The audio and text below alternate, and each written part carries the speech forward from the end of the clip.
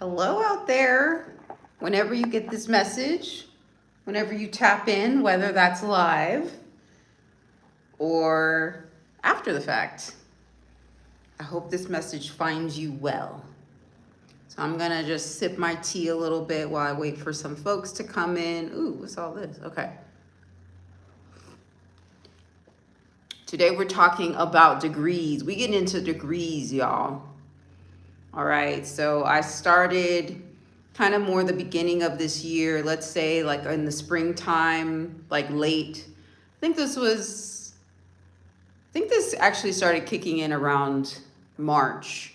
I started discussing this concept of having a 360-degree experience on this planet because I started the beginning of this year asking the question, and this is something that I posed in the Black Diamond group on Patreon to get us focused on our particular realms of mastery. And it's this question around what is the hidden curriculum of world leaders? That's what I started. I would actually say I started late December 2025 asking that question and then posing that question again in January 2006. What is the hidden curriculum of world leaders? Because I knew that as a being who has had many, many incarnations on this planet and has been feeling the brunt of soul harvesting, or I'm not going to call it soul harvesting, but let's just say forced reincarnation, those kinds of things, those sorts of scripts, and looking at my Akashic records, that's something that I have had experiences with lifetime after lifetime. So as a being who has a lot of knowledge and wisdom, not just from this lifetime, I mean, really when I look at the archives of what I've accomplished and what I've done and the experiences I've had just in this lifetime alone, it's pretty wild. I've gone through a lot, I've accomplished a lot, I've seen a lot, I've learned a lot, but that's something that expands many, many, many different lifetimes. I am a cosmic being. So the reason why, as a former, traditional educator, I was asking this question around the hidden curriculum of world leaders is because knowing my essence and knowing the layers of mastery that I possess and this feeling to expand more, I felt as though I wouldn't be able to accomplish that degree of mastery with the traditional ways that spirituality is contextualized for us on this planet, that I would need to go deeper, further. So I started with asking this question around what's the hidden curriculum of world leaders? Let me learn that. And through that, I'll know more about being a galactic citizen, being a cosmic citizen, or what I like to call, let's not even say citizen, because there's a lot of word spells in that. A galactic free agent, somebody where when my time comes, I will be able to write my ticket anywhere in this universe or outside of this universe. That's my goal.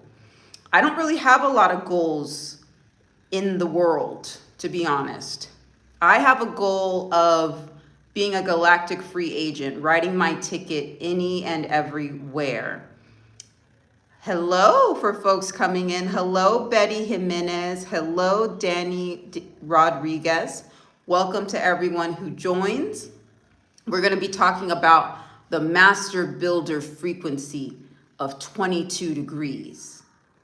Okay, you only need to say hi once, Danny. Don't spam me, please. I don't like spam. That's the only thing I don't really like. Trolls are cool. Lovers are cool. Fighters are cool. Spammers, I don't think they're cool that much. I haven't figured spam out yet, Hey, Clementine. Yeah, you're going to like this conversation. You're going to like this one. So my only goal, I don't have a lot of worldly goals, and I'm like, is it because I got destiny swapped too many times and I don't have like worldly goals because of that? And it's like, no, it's just like I have a cosmic sort of frequency that I'm connecting with, and that I want to see other realms outside of what's in this solar system. And I definitely don't want to be in no kind of forced reincarnation thing. I'm too cute for all that. So I definitely don't want to do that. That being said, what I've learned through navigating and asking this question around what is the hidden curriculum of world leaders, I do need to step in the same realms as these one percenters. In order for me to be a galactic free agent and to write my ticket in the cosmos, I got to play with the big dogs. I got to be in their worlds to do it. So it's kind of a weird catch-22. This is why they talk about the wealth frequency on this planet, how like there is a frequency of wealth which expands your access to things. And they show it to us in the material realm. They show it to us in the way that, let's just think about billionaires, for example, right? Like the one percenters. They love space, don't they? Don't they love going to space like the one percenters? They love colonizing space. And that's really an allegory, as I've been navigating different star realms, that's really an allegory for how things materialize on this planet. You get into certain realms of space where you will get like basically punked or pushed around if you don't have the force of your will and your intention directing you. It's kind of like a very interesting sort of predatory energy. You know how like dogs like to pee on things, mark their territory? That's kind of how some realms of space is. If you don't have a strong, forceful will and vision for what it is you want and what it is you require, you will get pushed around into somebody else's program or machinery. And this is what starts in the realms of space. And then we see it materialize and manifest in the physical realm. Okay, so you need to have such a strong force. Like if you can imagine those really big bodybuilders, okay, pumping iron and they're all buff and all that kind of stuff. And you kind of need to have that muscle in the non-physical world for your intentions and for your manifestations to stick. And there are certain aspects of galactic real estate, let's just call it galactic real estate, that you need to have access to in order to do this. And you got to roll with the big dogs, okay? You got to be in major leagues. You got to be in the Olympics. You start off like when you're in the third dimensional control matrix, you're in the 3-ring circus, basically, okay? So you're kind of in Barnum and Bailey, Ringling Brothers territory, okay? At some point, it's going to feel too confining. You're going to get sick of jumping through hoops, all right? Then you might be ready to go into the 5-ring circus, or what they call the Olympics. They have fun with us, y'all, with these little sports things they do with us. They have a lot of fun with us with that. But, even that is confining. I even refer to that more as like a 5th dimensional, 5D sort of frequency. And this is where you'll get into a lot of celebrity culture. This is where a lot of the deals go down. A lot of the destiny swap deals go down is actually in the 5th dimension. I discussed this more on Black Diamond this is when we did our discussion on the Starfire codes. Okay, if that's something you're interested in more, in the Starfire codes lecture, I go into dimensions 5 and 11 very, very heavily, because those are some major dimensions to navigate. Hello, Sarah. So all that to say, the master builder frequency. So as I started asking this question about what is the hidden curriculum of world leaders, it led me down an interesting path. I learned a lot. I no longer need to ask that question. We're past that. I got it. It's not about the world anymore. I remember my connection to the cosmos. I remember other aspects, other dimensional aspects of myself that I was able to reunite with, okay? And then, to be honest, I transcended the energies of the solar system, because that's also very confining as well. You'll get into the frequencies of the solar system where, at some point to get out of this like forced reincarnation, you've heard the term chosen one Olympics. Interesting. Yeah, no, that's a little 5-ring circus they got going on for us, or sorry, Olympics, whatever you want to say, to enter those God realms. Because if you think about like the Olympics, then you have like Mount Olympus, All right. And not to say that you've made it or you've arrived when you're in those realms, but it does change certain degrees of access that you have. I'll say that. So anyway, then it's like I stopped having to ask the question about what is the hidden curriculum of world leaders, because I understood that. What I learned was this concept of neutrality, because I felt like there was something I was missing. I didn't have all the full information. It's like, I'm just going to use the energy of slavery. I don't see myself as enslaved. I am a free person or a free cosmic being.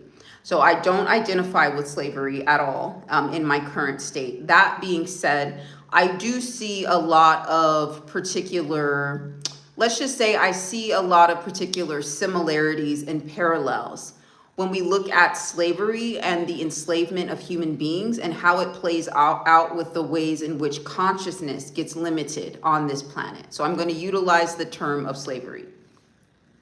So when a person is enslaved, usually they're not educated. They don't have all of the information that they need. And that's done on purpose, right? So they can stay enslaved.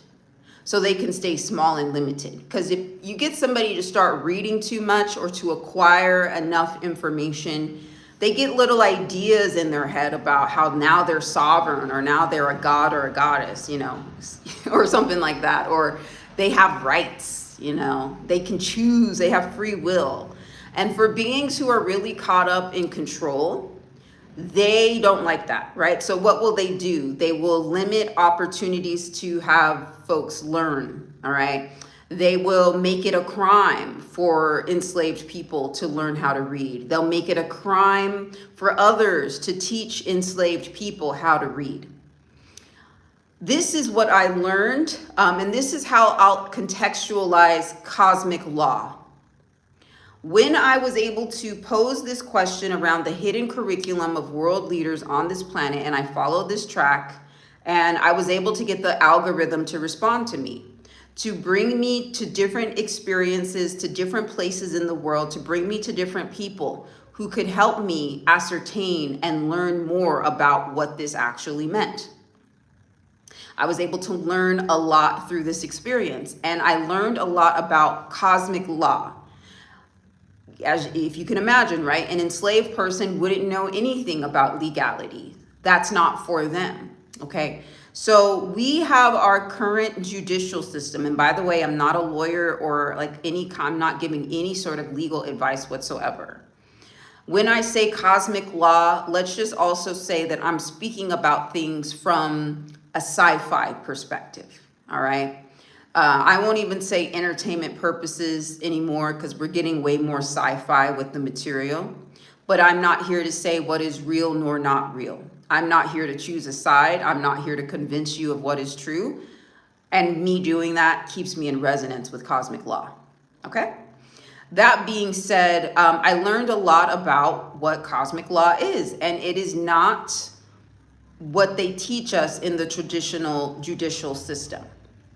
It has nothing to do with pleading your case, going and choosing an opposition, fighting to see who is right, okay, and having a winner or a loser. That almost is the antithesis of cosmic law. But you could see if there were beings out there, from a sci-fi perspective, of course, if there were beings out there who were intent on keeping other beings limited or entrapped, that they might even do some interesting trickery or wizardry to get people to think that up is down and black is white, okay, to keep people confused and constantly cycling and, you know, in and out of different incarnations to perpetuate a loop of reincarnation. You could see from if I'm workshopping a sci-fi novel with y'all, you could see how there would be a benefit to that, right? So many of the things, the closest you can get to seeing how cosmic law works is to look at a judge, okay? The way a judge conducts themselves in court. That's the closest, but that is a form of legal theater, okay? From a sci-fi perspective, that would be more theatrical. This is another reason why in the old days they had, and they still do this in the UK, I believe, they'll have judges wear wigs. Okay, this is showing that a theatrical performance is going on. Okay, there is an act of neutrality. There is an act of cosmic law, but we can look, deeper into things and see, oh, well, maybe there were some side influences happening around who was going to win, who was going to lose their case. Maybe the person who has access to more resources, or maybe a person who has a deeper off-bench connection with a particular legal system might be able to win the support of this authority. Even if there is an act, a theatrical performance of neutrality, that is not cosmic law. But the closest that we can get to learning the essence of cosmic law is to see the way a judge acts. Okay, they're not supposed to smile at one defendant versus another, etc., etc. They're not supposed to empathize more with one person or another, at least until they are able to make a sound judgment, right? Until they hear both sides. We can get the closest possible to true cosmic law through watching the theater of the courtroom. But it's a theatrical performance at the end of the day. That's one thing I really, really learned from asking this question around, well, what is the hidden curriculum that world leaders receive on this planet? Okay.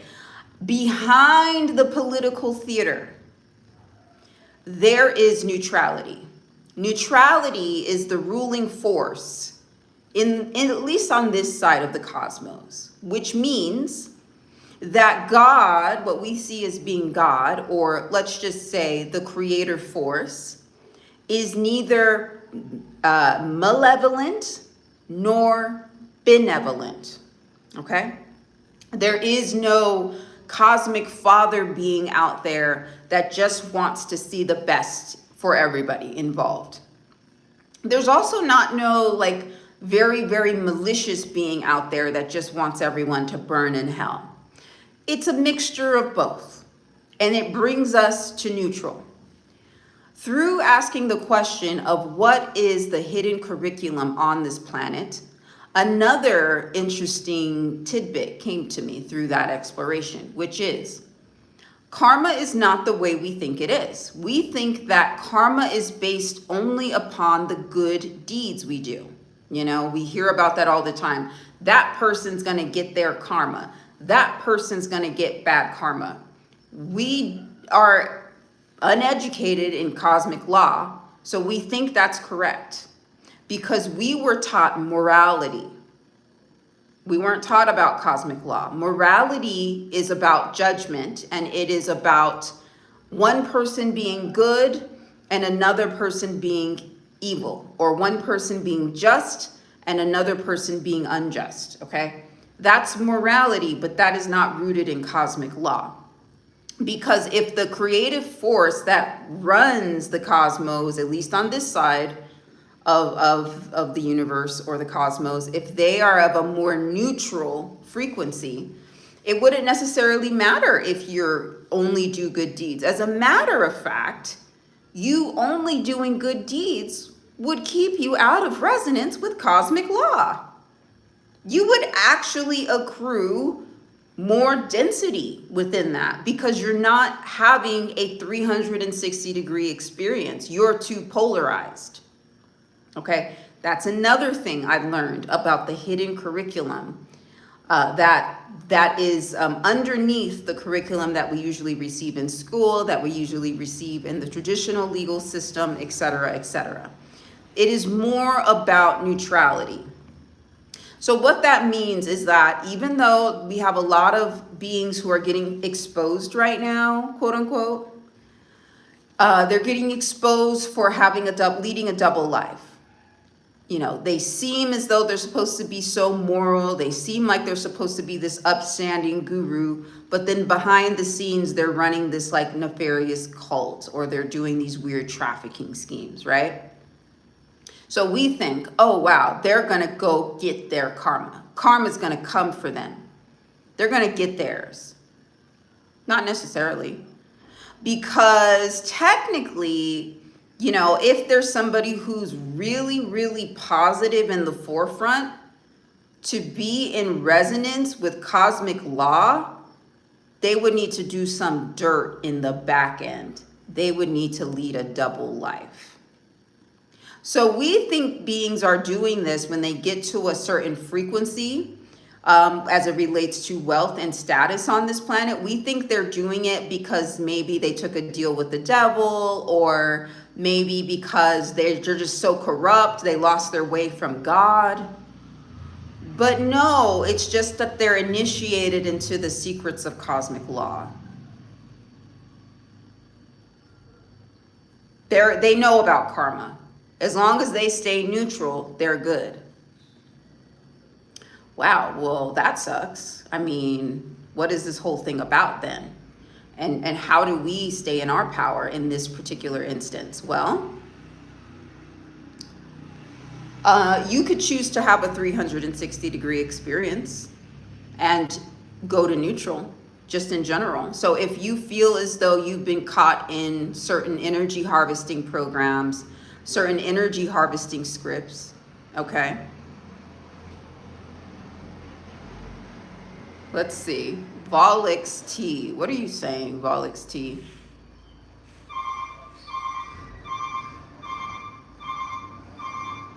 I feel like that's like such a deep code, Volix T. I'm not quite sure what that means. I don't know. And is that a Minecraft? Are you a Minecraft character? Because that's kind of interesting, because I'm dealing with those energies of Minecraft. Kind of looks Minecrafty to me. Okay. And I like that green icon you have going on. You have like a green icon. Okay. All right. I don't know how to decipher that code, Volix T, but noted. Okay. All right. So you could choose to go to neutral. Okay. I've been learning that the true current of wealth on this planet and beyond is neutrality. It's not about being too positive or too negative. It's about going to neutral. So the Zen monks, they call this 0 point. So I've mentioned this before. We want to think that Buddha, right? Because Buddha on one side talked to us about karma, healing karma, transcendence, meditation, being Zen. But that was just one side of the spectrum. We move from 0 point to 8 when we go to neutrality. So 8 is an interesting frequency because on one end, it can mean karma. But on another end, it can also mean liberation or transcendence. So 8 could be your worst enemy.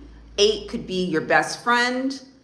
But the issue with 8 that you would need to do in order to approach 8, which is a galactic frequency, it's a galactic portal, it's a galactic opening. To approach 8 and to not get consumed by it, you would need to approach that frequency with neutrality.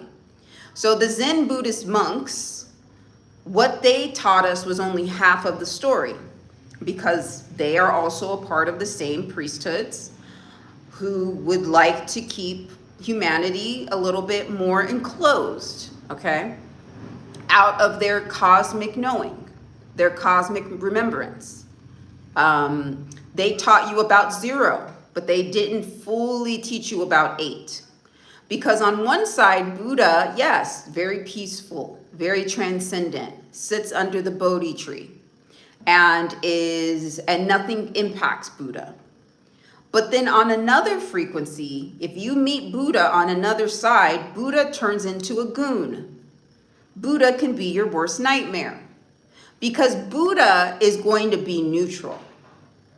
So if you want to sit and meditate with Buddha and learn Zen practices from Buddha, then that's the frequency that Buddha will meet you. But on the other side of 0, which we now get into a frequency of 8, if you try to come for Buddha, if you try to project anything outside of neutrality onto Buddha, Buddha is a goon. because Buddha will just mirror that straight back to you. Okay, that's the energy that they didn't fully contextualize in the Buddhist sort of frequencies. So there are beings who encounter Buddha in other realms and they see him as a monster, or they see that entity as a monster. But it's just about which frequency are you meeting Buddha at? Because for Buddha to even enter that portal of 8, Buddha would need to be neutral. So that same frequency of peace, that same frequency of transcendence in another realm is the exact opposite, so he can be neutral. So Buddha is peaceful, but Buddha can also be a goon. These are the mysteries of cosmic law, and Buddha stays in resonance with cosmic law related to that. Even the priesthoods, as much as I didn't really like to think of it like this, but even a lot of these priesthoods, right, who do all this extra stuff, they do all these scandals and everything, they know cosmic law a lot of times, with a couple of exceptions, which we'll get into, because not everyone's hands are clean in this, and we'll get into why. But the priests, they also know cosmic law, as they do things to feed the poor, okay? As they do things to educate children and youth, they need to balance that out with the exact opposite frequency to stay in cosmic law. This is what I learned. This is what I learned. Now, there's a loophole that a lot of beings who are running the simulation they don't get off scot-free. And that is the withholding of information. Because yes, they did tell us about this. They tell us about this in very strong, very strange, coded ways. All right, whether it's through the movies, whether it's through very strange coded song lyrics, okay? They do tell us about these things, but they are not neutral in the way they disseminate information. So the way they do it is they blast humanity with one particular curriculum. They blast this curriculum in the schools. They blast it in the news. They blast it in the legal systems. They blast it in the family structures, in the social structures, one based upon morality, one based upon polarity, either or. Politics as well, that's a big one. They blast the polarity curriculum. And that's what they say. That's one of the 7 hermetic laws, is there is a law of polarity. True. I learned that as well, because I was looking at the law of polarity very side-eyed. I'm like, there has to be a way around this law of polarity thing, okay? And I know I needed this because, like I said earlier in this discussion, my only real goal is to be a galactic free agent, okay? To write my ticket anywhere within the cosmos. That's all I want. That's all I really want. I don't have big dreams, y'all. That's all I want, is to just basically be able to say when and where I go, how I go, and no gatekeeping. That's it. Nothing fancy. But to really get to this, there's been some very interesting information that I have needed to uncover in order to ensure that I'm successful with this goal. Okay? And a part of this has to do with the way information has been disseminated, because I thought I could get around the law of polarity, and in a way I can, and in a way I can't. Okay, and I'll discuss that a little bit more. I've been sharing this on Patreon as well. I'm not going to go into the full in-depth thing, but I'll give y'all the gist, okay? So you can sit with this information a bit more. Yes, this side of the cosmos is ruled based upon polarity.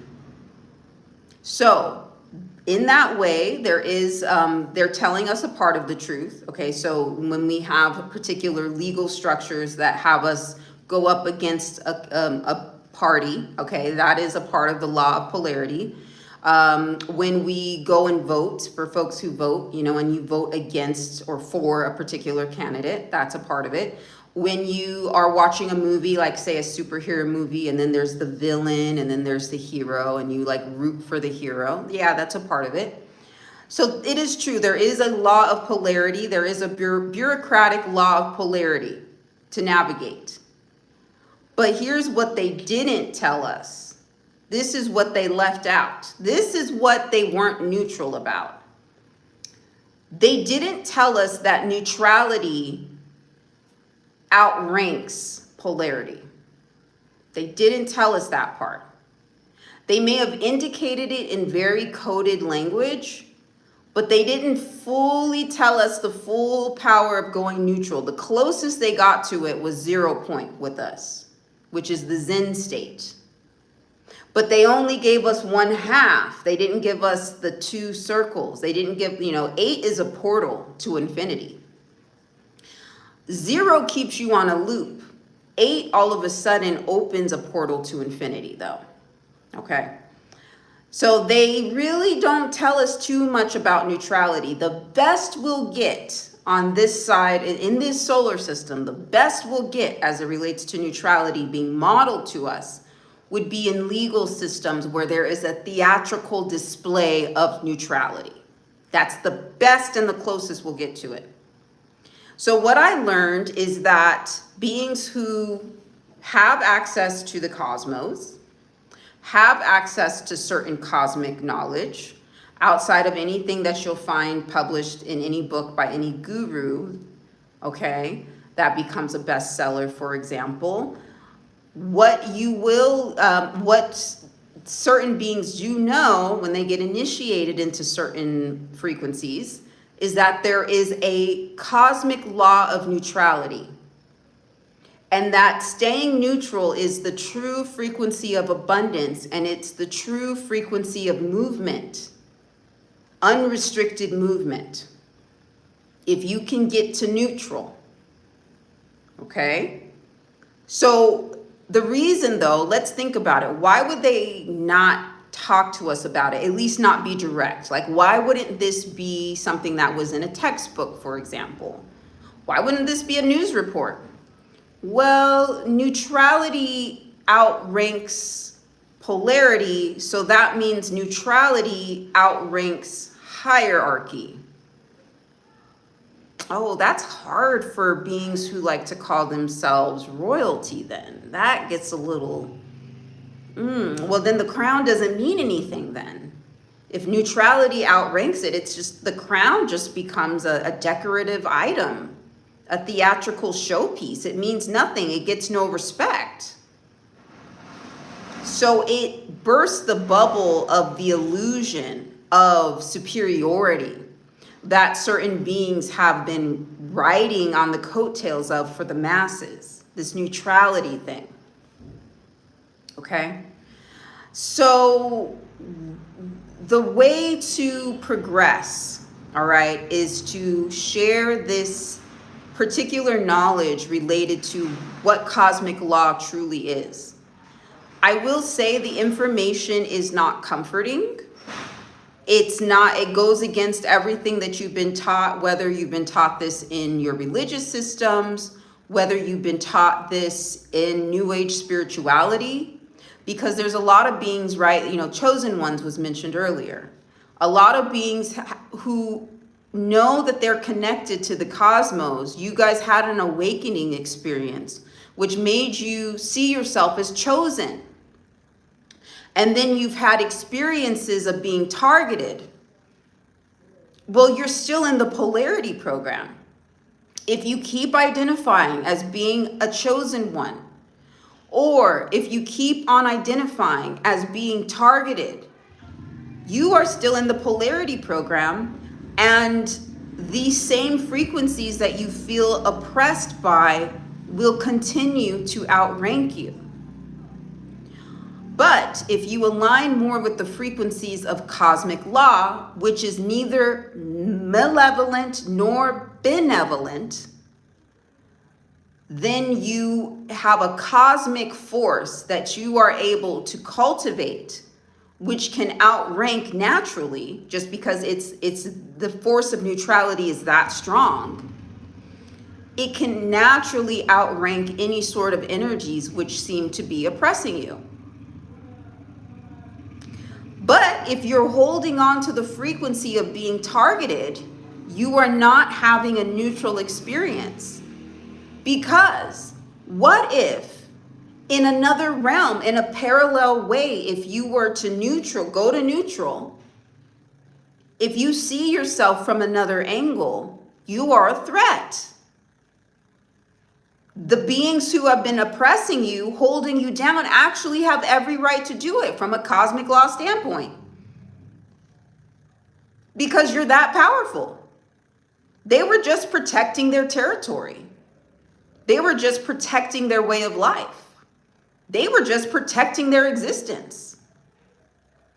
But if you are constantly seeing yourself as a targeted individual, you stay in the victim script. And you don't see yourself as being a true threat or victimizer in another state in which you are. Those beings had every right to try to keep you down. Now, what they didn't really have the right to do, now, if we're taking this to more of a cosmic frequency, you know, as I workshop this sci-fi novel with y'all, you know, that I'm workshopping. Now, from a cosmic law frequency, they definitely weren't in neutrality with the way they concealed information. They weren't following cosmic law in the way that they hid the information from y'all around the power of neutrality. Y'all remember how it was about 6 years ago, right around COVID time. And all of a sudden, people had this mass awakening. There was like a bubble that burst. There was like a weird spell that burst. And all of a sudden, people, they started valuing nature more. They didn't want to work as hard. They didn't want to grind it out as much at their jobs. The beings who see themselves as being more of a chosen one frequency, y'all in particular had a very interesting experience where you saw more for yourself.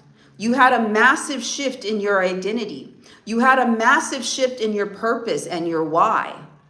And you maybe even started looking at the beings around you and the same people who maybe you had a very strong relationship with. Fragmentation started happening. There was a dissonance that started occurring. And then you started realizing spiritual warfare the way you have never experienced it before.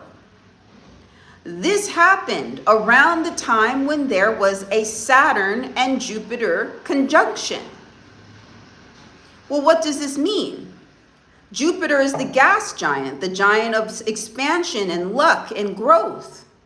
And all of a sudden, Saturn comes into place, which is this energy of restriction and boundaries and contracts and bindings. And they conjunct. Y'all, it was really a cosmic sort of referee coming in and saying, switch. Okay, one side has been playing the game and has been winning a long time. The other side has been losing a long time. But this is a cosmic dance and neutrality is what outranks this. So now it's time to switch. Victims, you are now victimizers. Victimizers, you are now victims. It's not necessarily information that makes you feel better, okay? It's not the most comforting information. But what if there is a particular energy within this cosmos in which everybody needs to have a 360-degree experience at some point? At some point, there needs to be a referential call that says, switch. Okay, you've been the emperor for a while. You've been empire.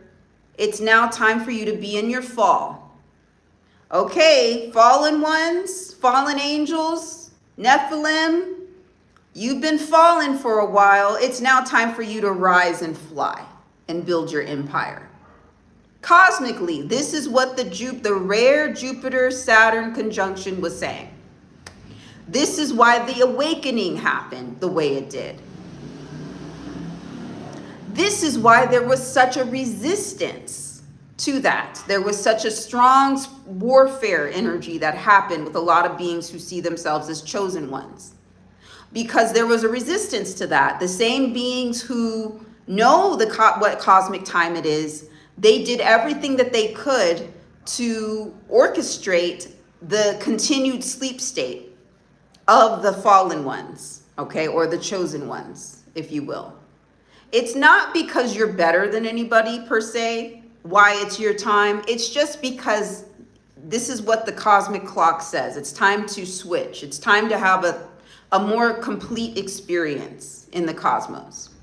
Because if you don't, it's actually a lose-lose situation for everyone involved, which I've been saying in the past few of my messages. I'm going to keep saying it because repetition is helpful. If you keep experiencing an issue of winning lifetime after lifetime, it actually keeps you in a state of devolution. You start not evolving. And we can see this because there's been such a large siphoning campaign with these beings who call themselves 1% or elite.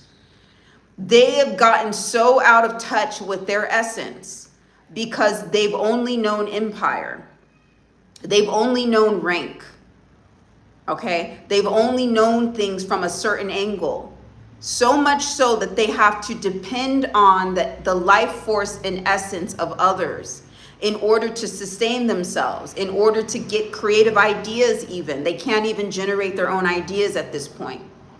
They need to put artists in vampiric contracts and suck the life force and essence out of them because they can't even generate their own art. This is how unevolved they become.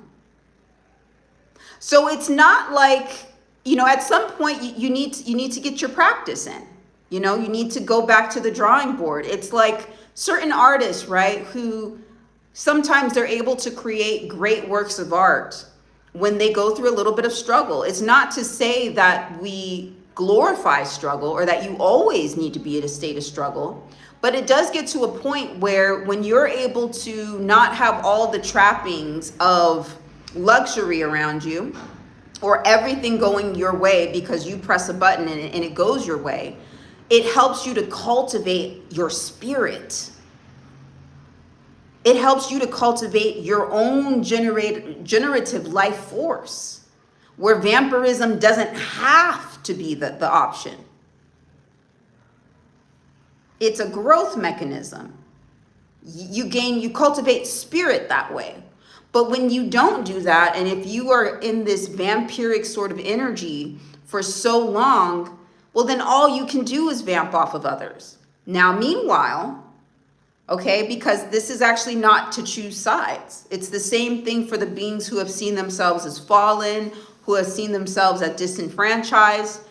At some point, you need to stop blaming and choose to see who you are. Get up. Rise up. Take your place. Take your position. Because nobody's going to hand it to you. That's not the way it's going to work. I mean, it would be nice, right? It would make things easier, I guess. But no, there's going to be a fight for territory. This is actually kind of how many aspects of space works. You need to imprint your intention with such force and shatter any illusions which would try to divert what your intention is. It's time to get into villain mode. If you've been a chosen, if you get to a point where you don't want to play the hero all the time, okay? There might be an energy of you've been vamped off of for a really, really long time. Okay, vampires leave other vampires alone. It just happens. Like, they're not interested in vamping off of other vampires. I actually think there's a code related to it. If you see yourself as being a vampire or being somebody who is undead, you want to get to being undead. People who are in the Fallen program or who are in the Chosen One program, you will need to revive yourself and make yourself undead. Because a lot of these sorts of straw man sort of frequencies that we have in particular systems have you as being dead or lost at sea. And you need a custodian, because you are a ward, no matter how old you are, no matter what your mental health condition is. You need a custodian, you are a ward, you are incapacitated, so decisions must be made on your behalf.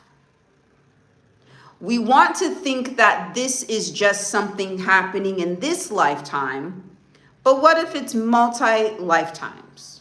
What if this has been a an after death, post-mortem sort of energy, passed down generation from generation.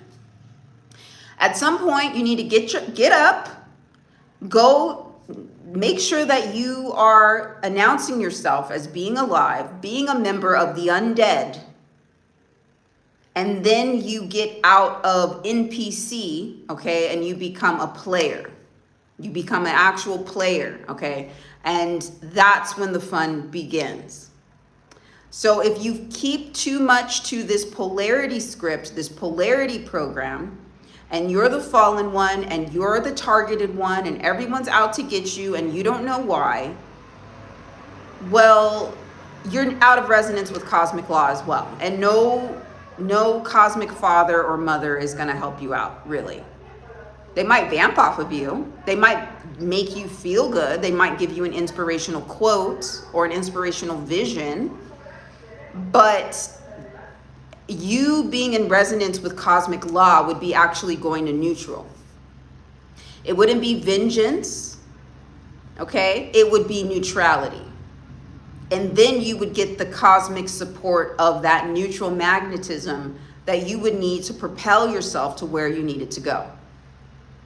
That's what I've been learning, okay? Now, what does that have to do with the master builder frequency? A lot, actually. A lot.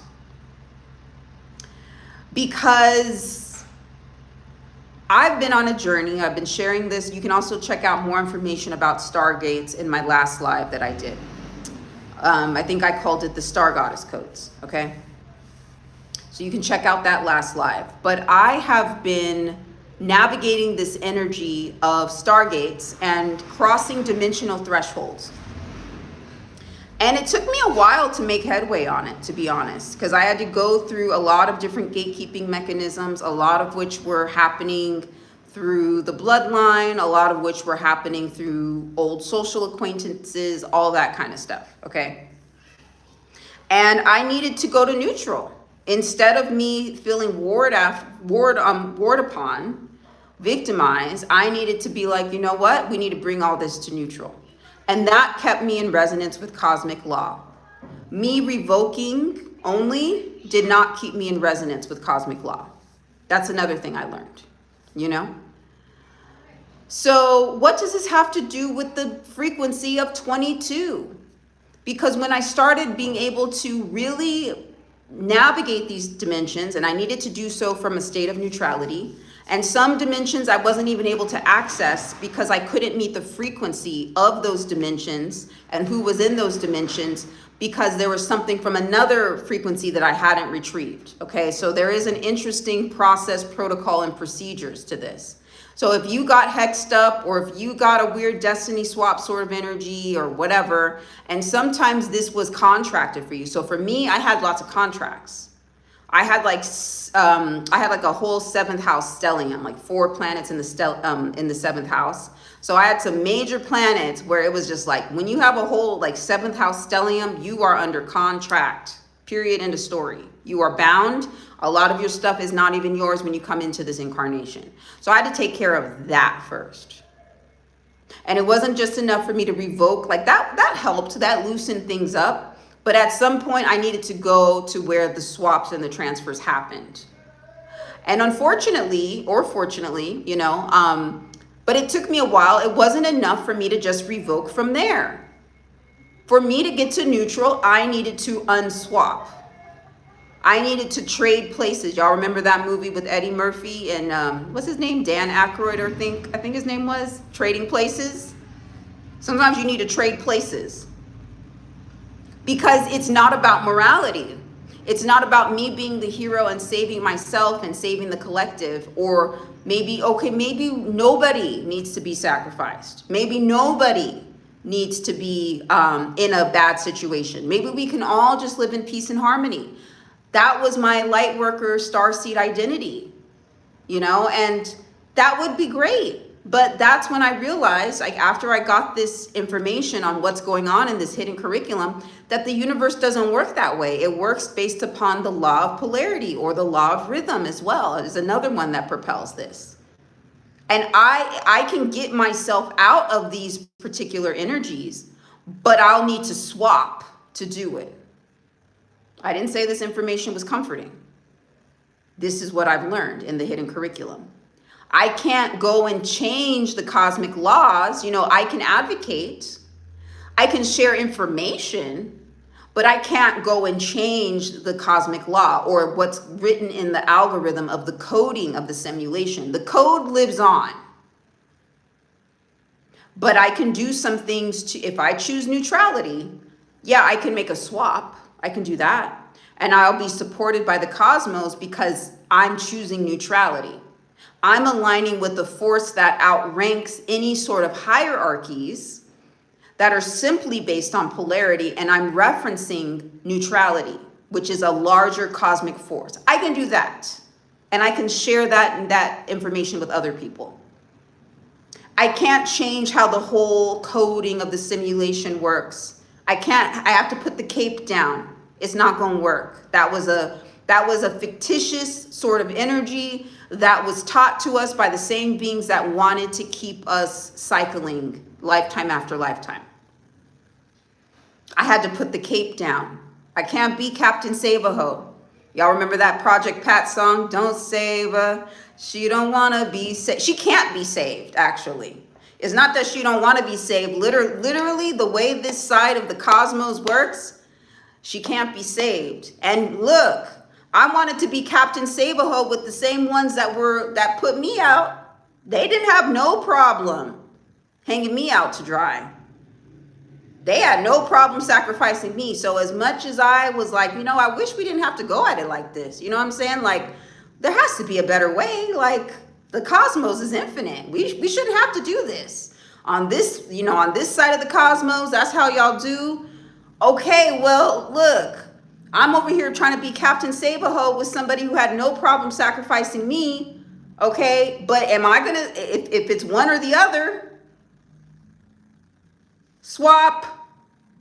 Okay, these are the things I learned as I asked myself the question, and I followed the information that the algorithm was providing, because I chose neutrality. I said, I want to be neutral. I started off with saying I wanted to integrate polarity. And then I went into saying, you know what, I want to be neutral. And I was guided through the intelligence of this simulation's mathematical algorithm on how I could do that. Some of this stuff took me a long time to incorporate because I was holding on to my morality. And once I got on the other side of things, I realized those beings that were coming for me so hard. I was sharing this with the talk I recently did on Patreon, Black Diamond. I was like, damn, those same beings that were coming for me that hard, that were so threatened by me. And I was just like, oh my gosh, like, why are they treating me like this? When I was on the other side of things and I understood how cosmic law actually worked, oh, they were fighting for their lives. I get it. They were fighting for their lives. Interesting. Okay. All right. So I actually was able to have more compassion. I'm able to have more compassion with the way this cosmic dance goes. But you could see, if you're caught up in a morality program of good versus bad or good versus evil, it benefits certain beings, because they are privy to knowledge you don't know. It's like going into a courtroom, and you are in a courtroom and the person that you're up against has the big legal team, and you're representing yourself, and you don't really know law that well, and you barely just started learning how to read like 2 years ago. Good luck. Okay? So these are the frequencies I had to learn. I had to gain cosmic literacy, which I'm still in the process of. And this also goes into this frequency known as cosmic diplomacy as well. Okay, I needed to put down my human understanding of how things works, because I was going into other realms where they had a particular process, protocol, and procedures of how they got things done. And if I was caught up in my morality program of, but that's wrong, or that's violent, or well, then it's like me going to a country, right? A foreign country, and me expecting them to have the exact same food as my home country, and to be able to speak the exact same language as my home country, and do everything the way they do it in my home country. It's kind of ignorant, right? You know, this is a part of it. Being a cosmic citizen is also, and not citizen, engaging in cosmic diplomacy is going at things from neutrality and seeing, okay, well, how do y'all do things here? Because there are certain realms where they do speak sacrifice. It's all like there's, and when I say other realms, it's all a part of a numerical coding in the simulation. But there are certain realms or portals, and you might need to retrieve an aspect of yourself from that realm or that portal, but it's going to be in a particular way. And basically what's going to happen is whatever was done to you, you'll need to swap. And I've seen this play out in real time. There was somebody who was very adversarial to me years ago, had the whole flying monkeys effect. You know, I was calling them a narcissist and all that kind of stuff. And, you know, did a whole bunch to just make things really uncomfortable for me. And I know that there was some like wizardry happening with that. And I saw it in other realms. And it was a very warring, Martian, Dakini sort of realm, Rakshasa sort of frequency. Okay, like, you know, you carrying your blade, you know, beheading, all that. That was the frequency. And I was in this realm years ago. And I was playing that particular role or that game. And when it came time for me to finish this person, I was supposed to finish them. I stopped. I said, you know what? I'm not doing that. I'm not going to do that. I'm not finishing any. No, this is too much. Y'all doing too much. I don't need to go and finish anything. So I said, no, I'm not doing it. Come back. I'm retrieving aspects of myself. I end up back in that same realm with that same person, and I finish them. Because that was the Martian language that also she was operating in. She was operating in that particular frequency. And there are certain realms where they speak warfare. This is where we get into the 360 degrees of love. And if that was done to me at a particular time, the way I come to neutral and we squash the beef is we have a 360 degree experience with it. Was it like something I was giddy about doing? No, but I understood through cosmic diplomacy and through learning about cosmic law and how neutrality works that it had to be done. And so I did it. And that's an aspect of mastery as well, because like I said, I don't have a lot of goals, but I will be a galactic free agent and be able to write my ticket in the cosmos and decide when and where I go, how I go, and, you know, what my repetitions of coming back and, you know, going in between realms, all that. That's it. I don't need material stuff. That being said, because of the way this sort of hierarchical structure works, there are energies where I'll need to step into those same realms as those beings who, you know, are movers and shakers on this planet. But that's not my goal. I don't really care. And a lot of those material things are traps as well. You know, I'm not anti it. You know, I'm very much into abundance and having exactly what I need when I need it, and then more so and enjoying life and having an abundance of many different things. I just don't see it in the material accumulation of stuff. For it doesn't work with what my goals are. Okay. Okay, let me see what the comments are saying. Let's see. I'm good, believe in your inner magic. How are you? Okay, Ganja Miss Pisu. Loving this sci-fi novel we're workshopping here, right? You know, I've been very influenced by Octavia Butler, who's going to show up later in this discussion. How do we okay, believe in your inner magic. How do we stop identifying with a particular identity? You would need to go through a process of archetypical alchemy. For more information, look at my playlist that I've done on archetypes, okay? And start looking at what your archetype has been, and then you need to be the exact opposite. So I gave this, if this conversation is of interest to y'all, check out the live I did called Destiny Swaps Happen Both Ways. That's gonna be a nice, it's gonna be a nice bookend to this conversation. And I talk a little bit more about that. Hey, Lulu, good to see you. Yes, of course. Midnight Rose, hello. Okay, random question. Have you ever worked with Hecate when it comes to accessing different realms? Yes, Midnight Rose. And you should check out my video that I just recently posted this week. It's called The Underworld Queen.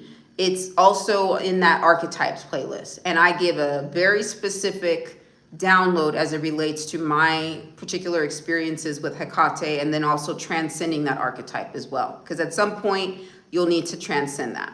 Okay, 360 meaning. Well, so thank you for asking that.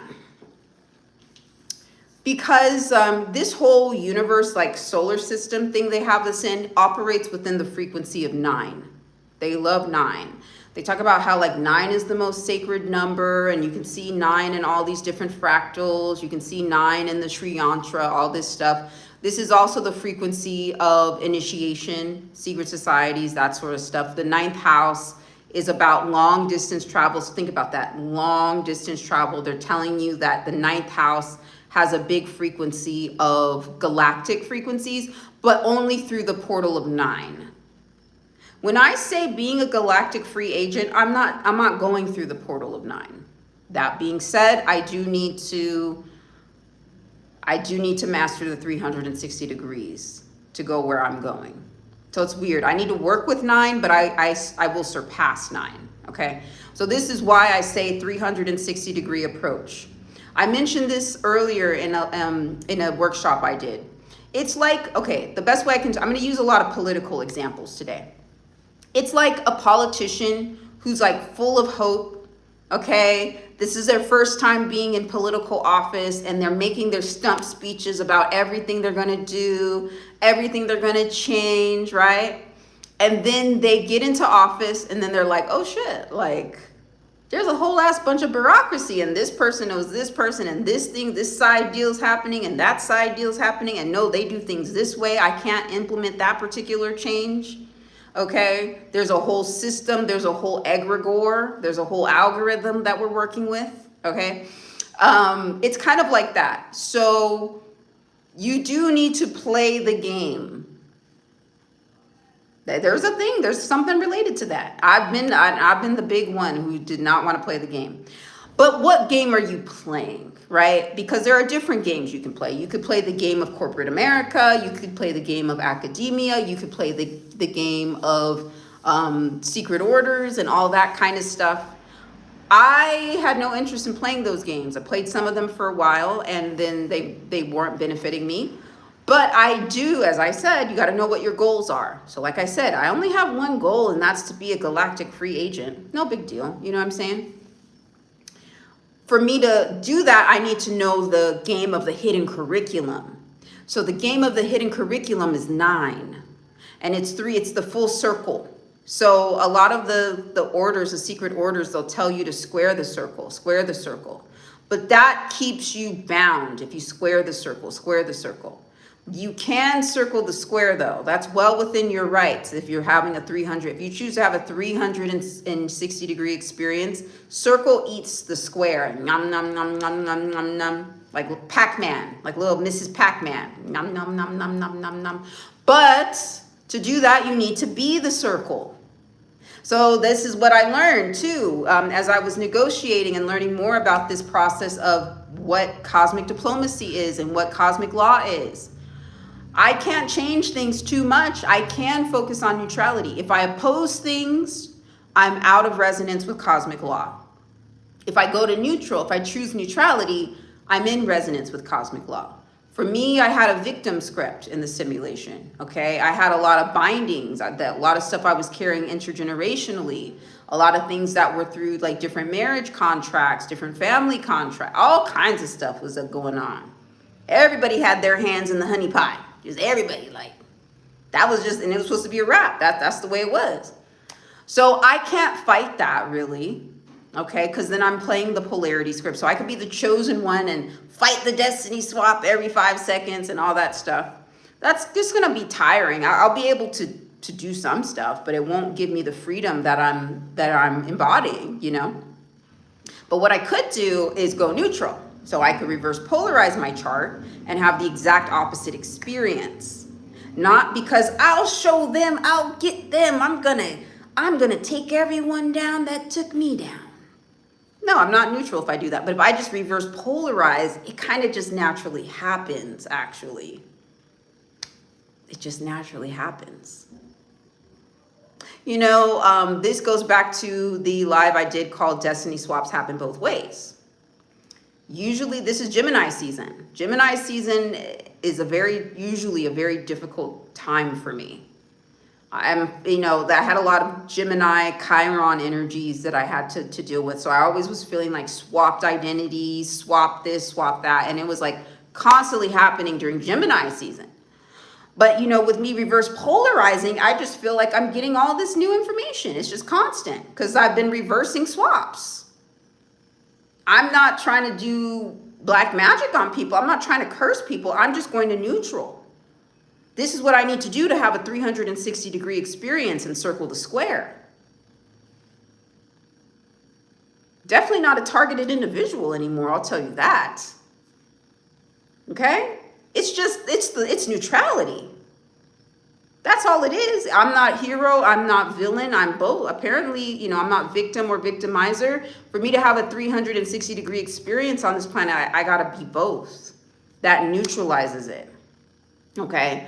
That's the game, okay? Because neutrality outranks polarity.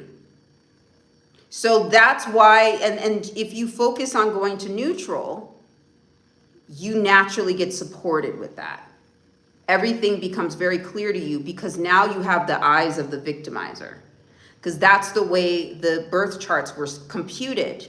There's a victim and there's a victimizer. So if you go to neutral with your birth chart, all of a sudden, if you were victim, you become victimizer naturally. And then you're Mrs. Pac-Man.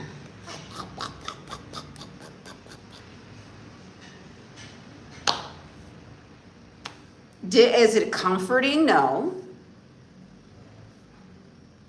Look, my goal is to be a galactic free agent. So I need to unbind myself from all the bindings and all that. And I'm following my birth chart through neutrality to do it. That's it. Lulu says, becoming neutral is matching energy or observation transmuting energy. It's really just, okay, so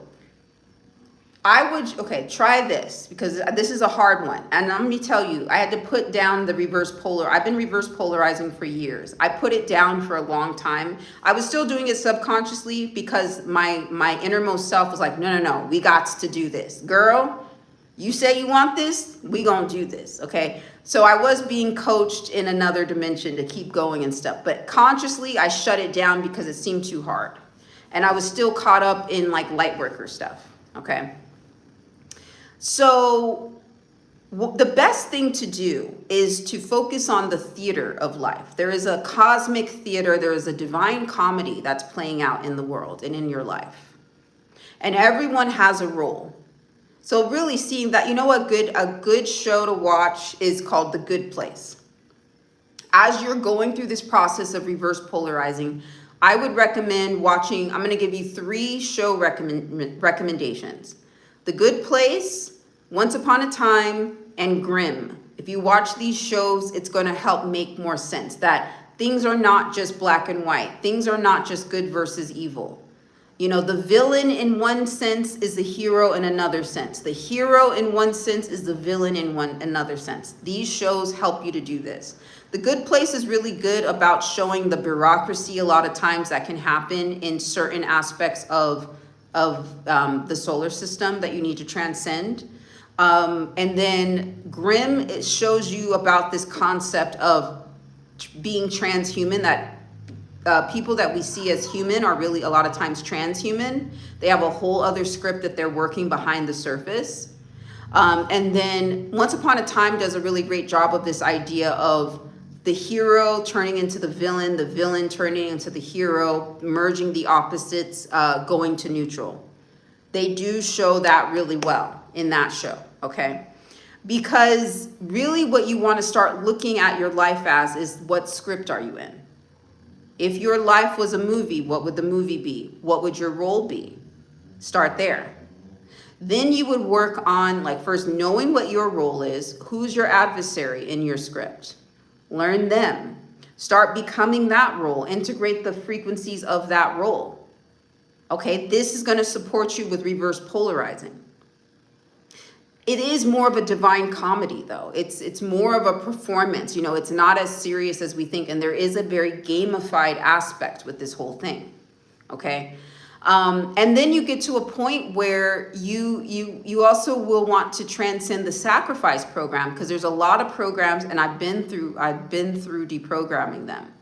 Of like, even if you see that somebody did you dirty, even if you see that that person sacrificed you, there's going to be programs that go off of like, but I don't want to do that to them, or I don't, you know, like, no, like, and then really, but what you're doing is you are choosing to be sacrificed in that moment. Because if we are in a law of polarity in this universe, then, and there can only be one in these instances, well, then you are choosing to keep yourself on the noose, quite literally, while that person goes off scot-free and they didn't have their 360-degree experience.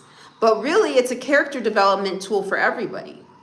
Somebody who is able to have both the experience of victim and victimizer is actually more empathetic. A lot more of their gifts turn on. They're more artistic. It's actually a gift that you give to people. That's what's interesting about it, okay? This is the magic and the mysteries of neutrality. Now, I want to get into the 22nd degree, because I've only like just kind of touched on it, but I really needed to set the stage for this whole idea of what I've learned cosmic law is, and it's based more on neutrality.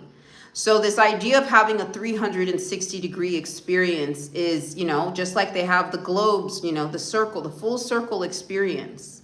This is a very big part of beings who are, you know, there are beings who participate in stellar apotheosis, this idea of immortalizing themselves as stars.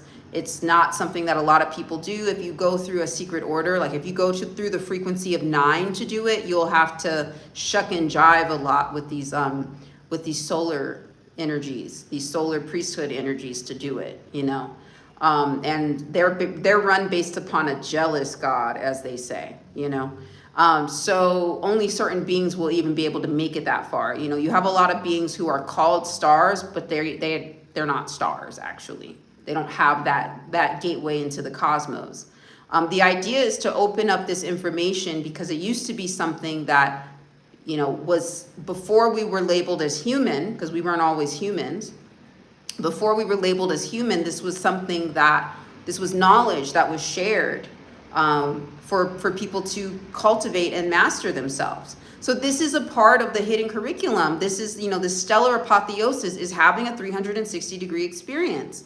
But if we're caught in these polarity scripts where one person's the winner and one person's the loser, one person's the victim, one person's the victimizer, it keeps us all locked. And it keeps us from evolving as cosmic beings. It's actually bad for everyone. So I know it's hard sometimes to think about this, because you've had this morality program drilled into you since day one. And this is where these beings can be held on the hook for. That's where they're the most guilty. That's where they failed to be neutral. They put on a show of neutrality. They did their dirt in the back. They projected themselves as the bright and shining ones in the front. Technically, they're neutral in that regard, but they failed miserably with neutrality with this. The withholding of information, just like you see with these files that are coming out about these scandals. And you notice how, like, when the files come out, there's all this blacked out language. You can't even read the whole thing. They're showing you this is really the blacked out information. This is actually the energy of neutrality and what true cosmic law is. They kept that from the masses to keep us in a state of disempowerment. And so that they could continue to be the winners, okay? Because they got so caught up in their being their own hype team. But you know what? At some point, you know, to really engage in this process because of stellar apotheosis. So they've actually been doing this whole stellar apotheosis thing and everything, but they've been doing it on the backs of beings who are not fully awaken to their true power. That's how they've been navigating a lot of the galactic frequencies. But they haven't been cultivating themselves to do it because they stopped having a 360-degree experience a long time ago. So their way of getting around it while still having access to the cosmos is to basically ride us as horses.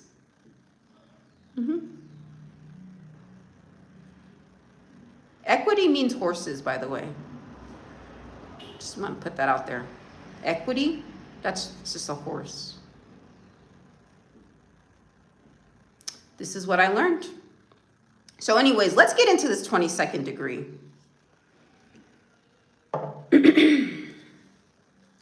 22 is a master builder frequency. Okay?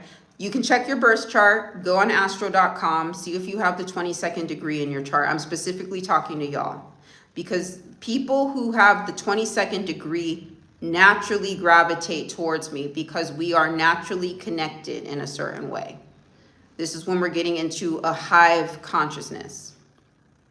The 22nd degree is a very strong hive consciousness. If you have the 22nd degree, you are a part of a hive. Okay, let me say that.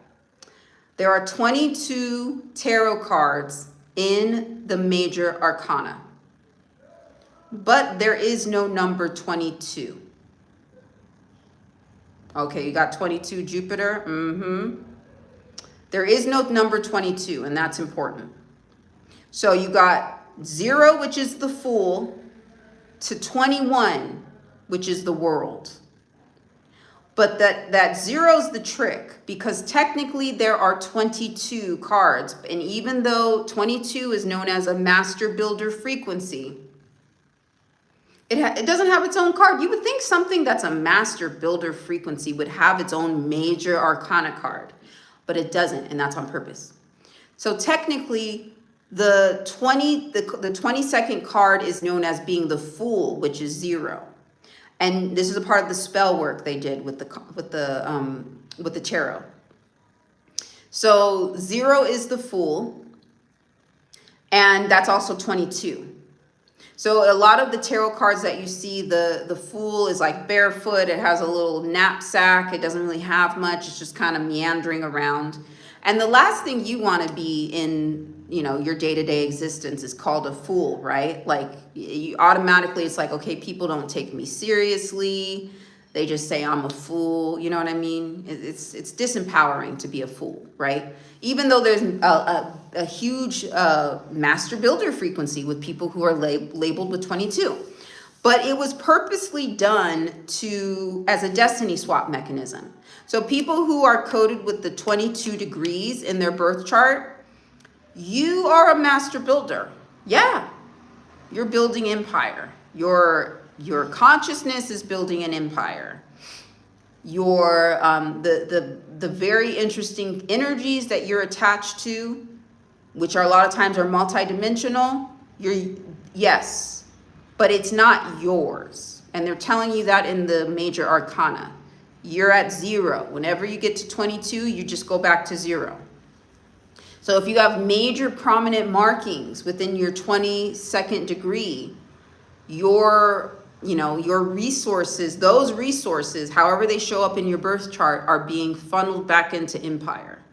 Because what happens when you add 2 plus 2 together? It equals 4. Well, what's 4? Well, that's the emperor.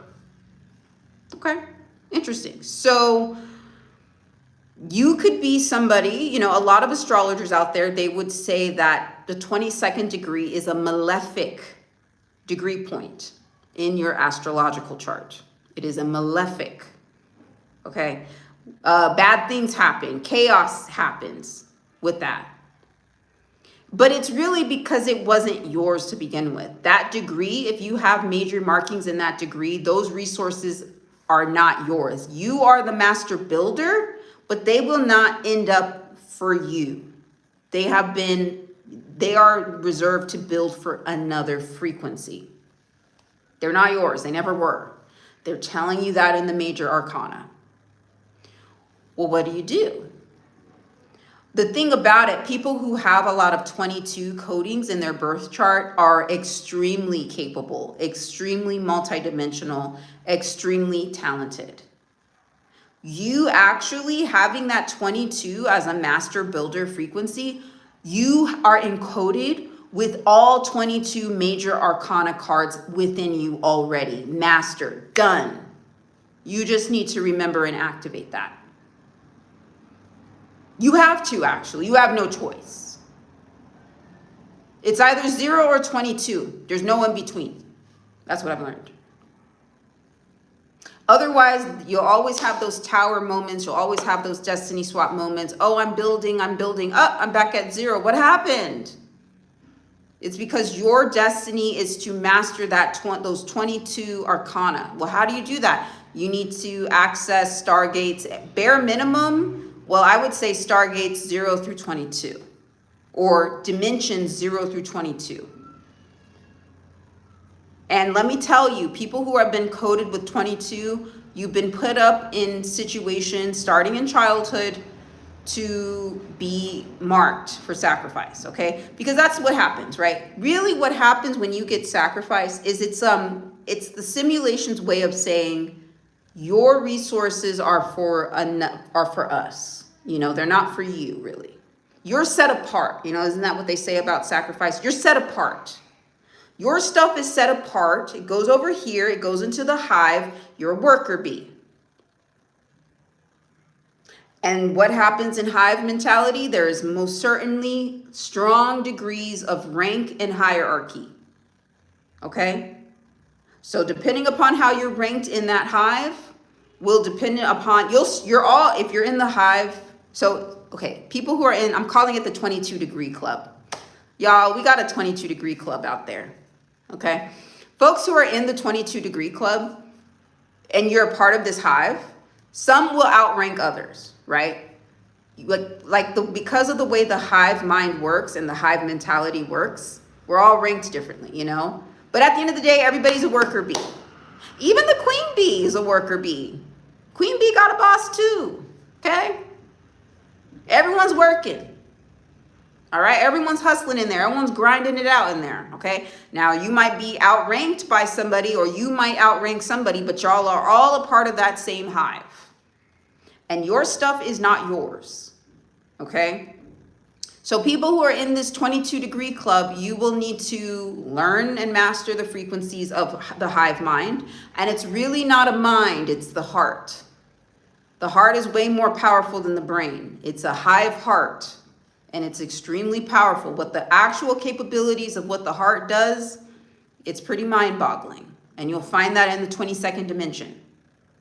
Okay? But you'll need to retrieve yourself from different energy harvesting scripts sometimes to even get there, to get to that frequency. Okay? Because what you'll need to do is you'll need to be a frequential match to certain realms. And what they've done, the game makers of the simulation, what they've done to make it kind of confusing is, you know, they've orchestrated a very articulate sacrifice scenario, right? So it's like, they know, it's like, okay, well, this realm, they don't have this, what they need over here. So when they get to this realm, they won't even be able to access it or see it or perceive it, or they'll, you know, they'll be stopped at the gates because they don't have this because that's over there. It's like a weird thing. So there are all these checks and balances that they put you through because you have the potential to have the full 22 major arcana, magician, emperor, empress, judgment, all that stuff. You can be it all. You're a jack of all trades. You're a maverick. You got some special sauce that you have going on, but they need it for themselves.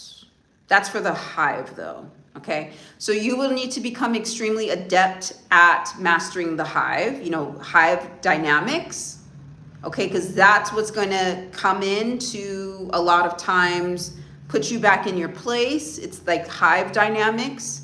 And it's not to say that beings who are doing it even on purpose. It's like, it's a hive. There's a hive frequency, okay? And until you are in your full autonomy, you can be remote controlled through that hive frequency. And this does have to do a lot with the priesthoods as well, because The beekeepers themselves, if you think about beekeepers, it's a very priestly sort of frequency. You know, if you look at the history of bee priestesses or beekeepers, a lot of times it goes back to the priesthoods. It goes back to a sacred cosmic frequency, and it's been utilized to build empires. So I want to bring in Octavia Butler. You know, I've mentioned her content a few times. A book to study to learn about the dynamics of hive mind is called Mind of My Mind. I actually did a spiral sound on that too, which has some subliminals embedded, which supported me with, I had to prep my consciousness to interact with and match the frequency of insects. Insectoid. Ooh, insectoids. Ooh. Yeah, they run everything, y'all. They do. I'm writing a sci-fi book, remember? Don't take me too seriously. Yeah, insects run everything. Those same programs, those same like Starseed Lightworker texts that are telling you to like, you know, insects are evil. Their bosses are insects. What are you talking about? They're insects. What are you talking about? This is how work was in our school system. All of this was modeled after the insect realm. So when you start getting to the more higher ranking frequencies, you're dealing with insects, for better or for worse. And if you are put off by that, well, you're just a little too connected into the hive for this to fully resonate. This might, look, I'm gonna pull out a hive sort of frequency when I say this. It might be above your pay grade, I guess. That's okay. But for beings who are marked at 22 degrees, you all already feel me with this. And my messages tend to resonate not only with 22 degrees, but I'm seeing a very strong theme. So, you know, I've had to do for my tier that I recently launched on Patreon, I was going back and forth. I was calling it Tabula Rasa, but I'm like, there's something else I need to bring to the surface that I haven't done yet. So for folks who were on Tabula Rasa, you know, thank you for that experience, but we're moving into, that was for the spring. We're moving into a different frequency for the summer, and until further notice, and it is called Master Builder. And this is only for people who have 22 degree markings in their birth chart. 22 degree club, okay? Because you will need to go through basically really getting adept at dimensions, entering dimensions at will, okay? Reverse polarizing your chart to do that. A lot of access is blocked off to you because of the covenants or the contracts that you're in, just the way your regular chart. You won't get in. But when I reverse polarize my chart, all of a sudden, I can get into the hive. I didn't even know it existed. My old birth chart, I couldn't even get into the waters. I would get banged on if I even tried to get into any sort of water portals.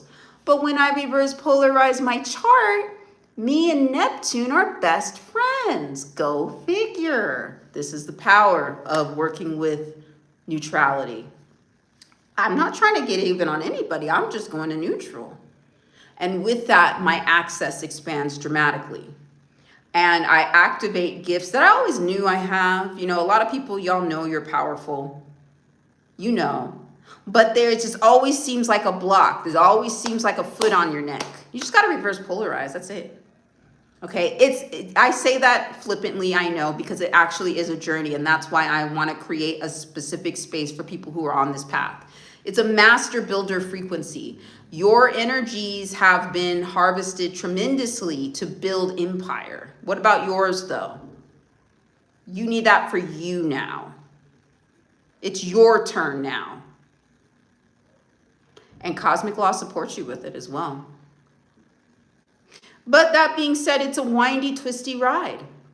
So if this is something that you're interested in more, and only if you have 22 degrees in your chart, so don't ask me about this master builder free. I have a lot of other ways you can connect with me. If you're interested in neutralizing your birth chart, you can go to Ko-Fi for that, okay? And I have a birth chart neutralization session there.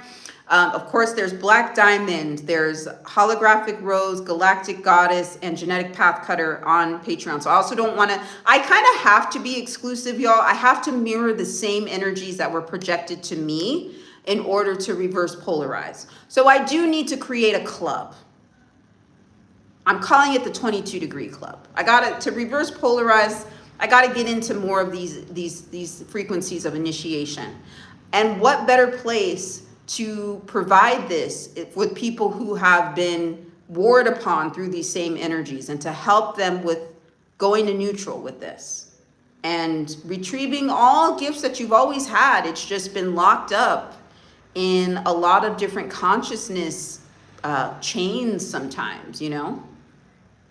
So this is what I want to do. This is what I'm passionate about. So it is called Master Builder on Patreon. So that in that particular tier, it includes the one, because on Black Diamond, I do like a 1 hour audio call with people. And it's like not really coaching, but it's more of like a consultation. And then y'all get access to the live lectures, exclusive lectures I do, plus, you know, all the subliminals, meditations, all that stuff, right?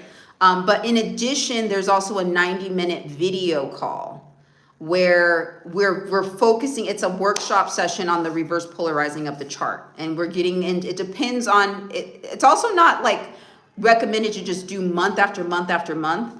I'm not going to say in Tabula Rasa, I was saying like 1 to 3 months. I'm not going to put a time limit on it, but what I will say is it's not meant to be done for like a whole long time. I've gotten out of long-term coaching just because, you know, time is fluid, is a lot more fluid for me now. So I'm not able to give the same time commitments as I was with, you know, when I was doing like 1 year coaching with people or 9-month coaching with people. But, you know, I would say probably somewhere between 2 to 3 months, you know, working really intensely on this reverse polarizing, everything from looking at the astrocartography, looking at what is it called, the alchemy related to the archetypes, and all of the stuff that's included with it, and creating a specific, I don't know if I even want to call it plan, but let's just say guidebook for you. You know, that's something that I'd like to offer specifically for Master Builder, because I trust, I know this, my MC is at 22 degrees. And when I started getting really serious about reverse polarizing and crossing dimensional thresholds, this all happened on live on Black Diamond, where we were doing the Inner Earth workshop. And I was like, okay, you know, we're getting into Inner Earth, this and that. And I was like, look, I have to, my MC is literally, my MC and my Jupiter, they're conjuncting and they're going into the Bermuda Triangle. I have no choice. I have to go get my MC from the Bermuda Triangle. And, you know, there's all this like warfare architecture. I was in around DC at the time, which is extreme hive sort of frequency out there. So my internet was shaky. I mean, every third word you couldn't hear. It was just, I was getting energetically banged on with that.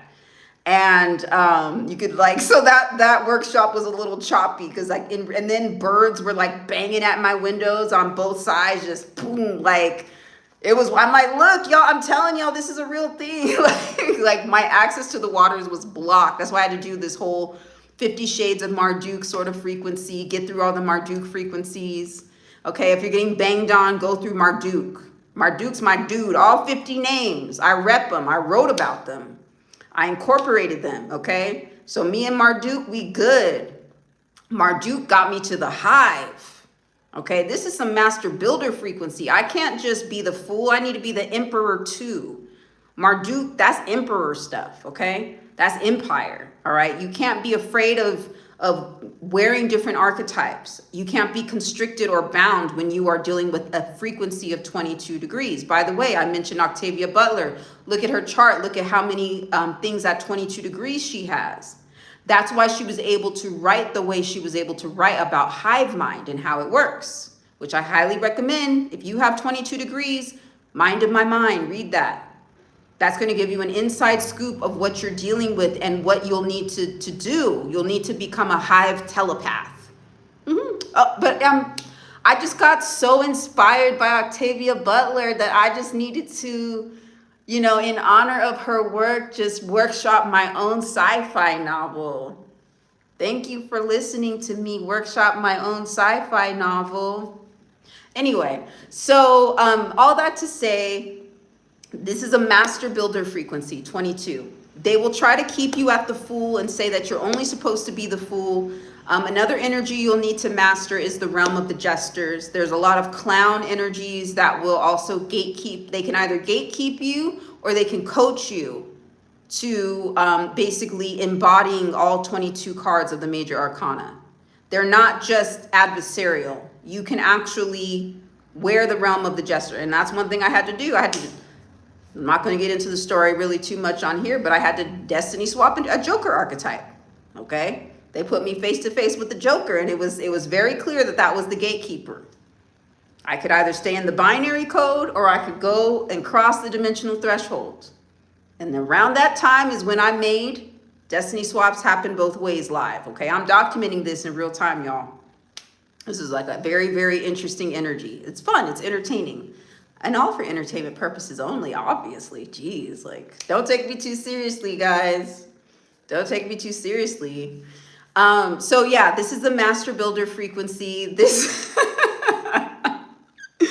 this is the energy of what I'm doing in terms of like, a more long-term, in-depth experience with me. It has to be at 22 degrees, because there's an energy of connection. I'm already connected to y'all in a certain way through this hive intelligence, and y'all are coming to me. So I'm like, all right, I get it. I'm not gonna just say, oh, that's a coincidence. That's a coincidence. We're already connected anyways. Let's just work it all out together. 22 degree club, master builder, Patreon.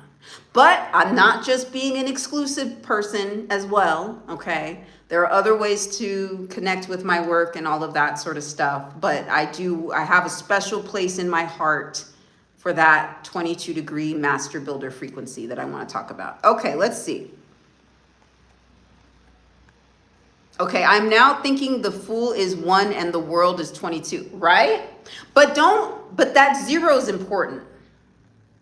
Because now we're getting into the frequency of portals.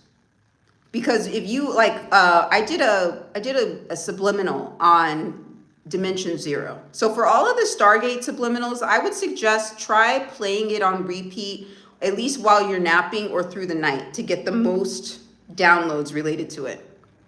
But 0 is infinite too. It's not as infinite like 8. That was really fun. But 0, it's the rainbow bridge. That was the frequency I was tapping into. It's the rainbow bridge. It's we think of the rainbow as being above ground, but there's this interesting rainbow bridge at the 0 point. And it's ruled by like elementals, like the Fae. It's really fun and beautiful. It kind of has like an aurora sort of frequency. So I'm like, oh, wow. And it's a very gate-kept energy, 0. Somebody who has like an astrological degree point at 0, it's very auspicious, especially if they have Saturn at 0 degrees. Oh, they got a real good deal with that. They got a Saturn at 0 degrees. It's more of an infinite, it's like a different possibility. So I don't want to, because I thought about that too. I'm like, okay, well, should we just take 0 out of it? But no, 0 is potent. There's a potent energy of 0 too. So there's a potent infinite potentiality with the 0 through the Fool. And the priesthoods will distort that message to, it's all ours though. Go, you're just at 0. Like you're just at regular 0. Like it's weird. I feel like the Fool has more of an 8 frequency than a 0, like the double 0. I don't know. It's a portal. So I want to acknowledge that too. 1 is the magician though as well. So I don't know. They did some weird spell work with the cards. So the best way around that is to create your own.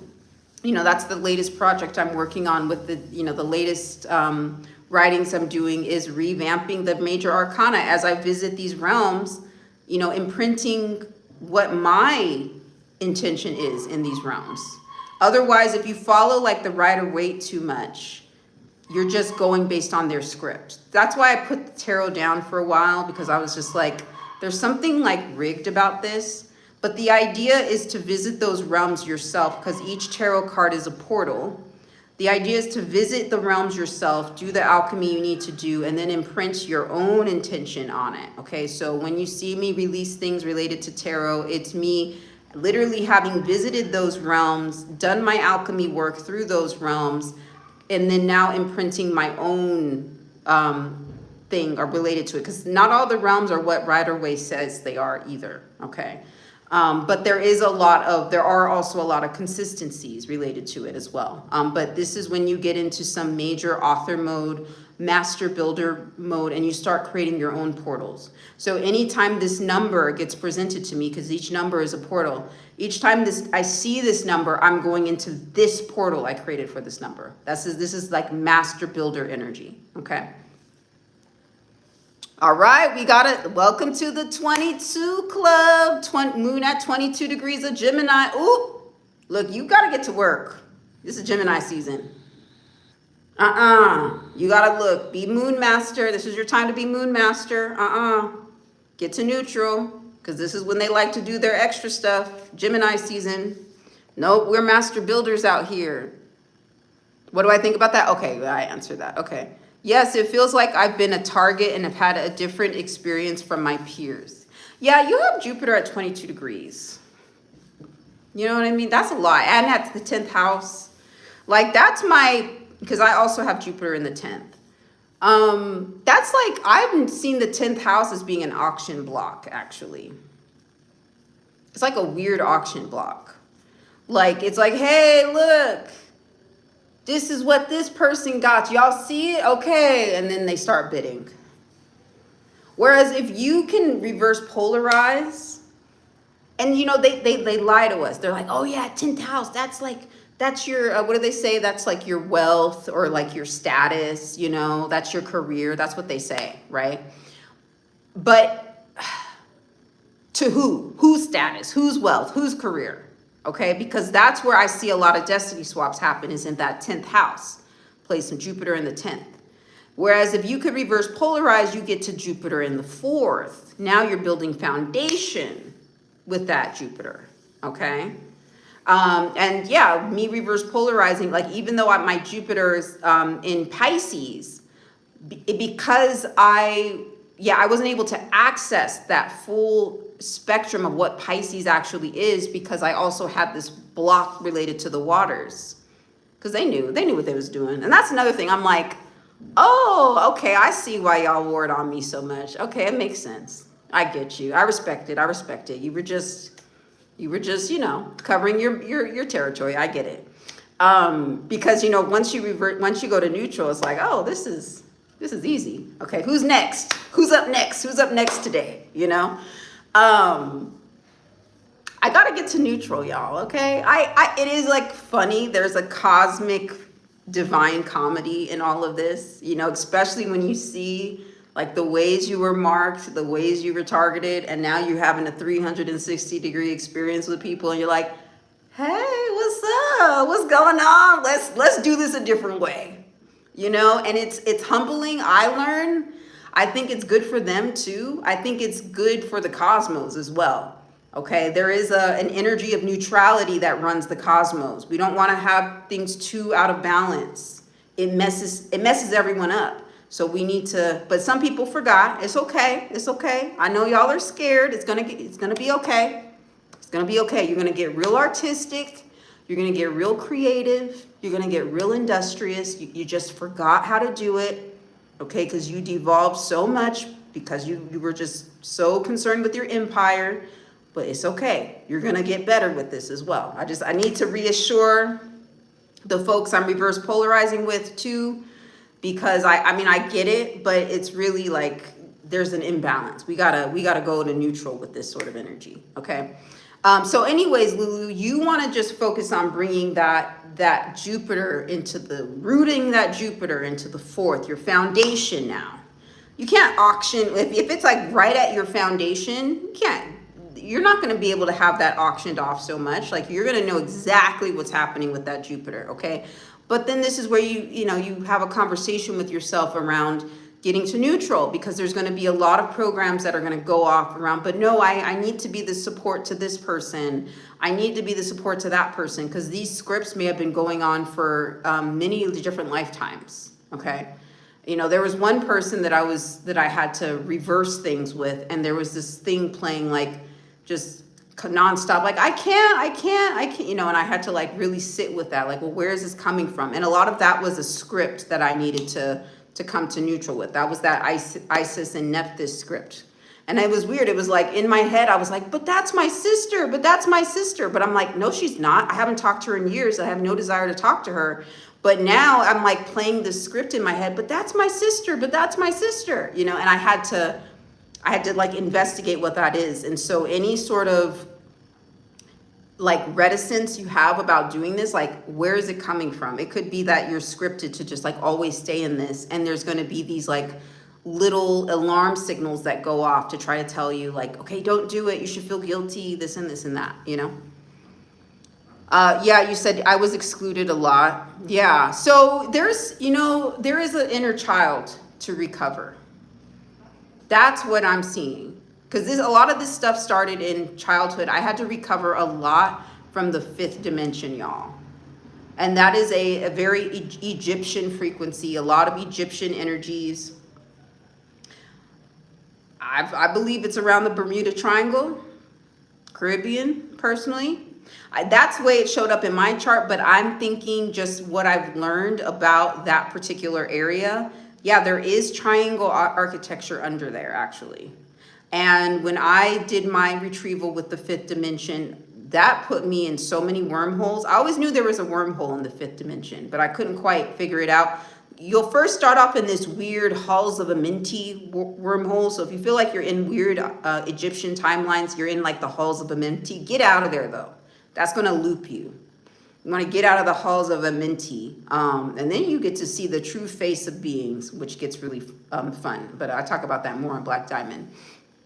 Okay, Mind of My Mind. Okay, Maganja Musupu. Oh my God, Mind of My Mind is the only Octavia Burke book I've been able to finish so far. Loving this literature. Look! I'm telling you, it's the 22 Degree Club. We vibing out here. We vibing. I found it very insightful. I'll reread it soon. It's a great book. Yeah, that's one of the books I reread. I really like that one. She put a lot of codes in there. That sci-fi writer put a lot of codes, and I think she was putting a lot of future codes in. She was embedding a lot, Yeah, it's a great read. Believe in your inner magic. How do we know if we have 22 in my chart, and how do you reverse polarize? Okay, so first step, go on astro.com and put in your astrology. You do need to have your birth time. You do need that. So make sure you have your birth time, find that on your birth certificate. And then start with your regular chart. Look, do you see 22 anywhere? Do you have 22? And then once you see it, what degree is it? Or like what house is it in? Is it your MC? Is it your AC? Is it your ascendant? Is it attached to a planet? That's where the hive mind architecture is gonna target you the most. Okay, so for me, the things that were at 22, I had to go and fetch them. Like, nah, who took it? Like, I had to go on a hunt. Like, where's my? I had 2 22s. I had to go find.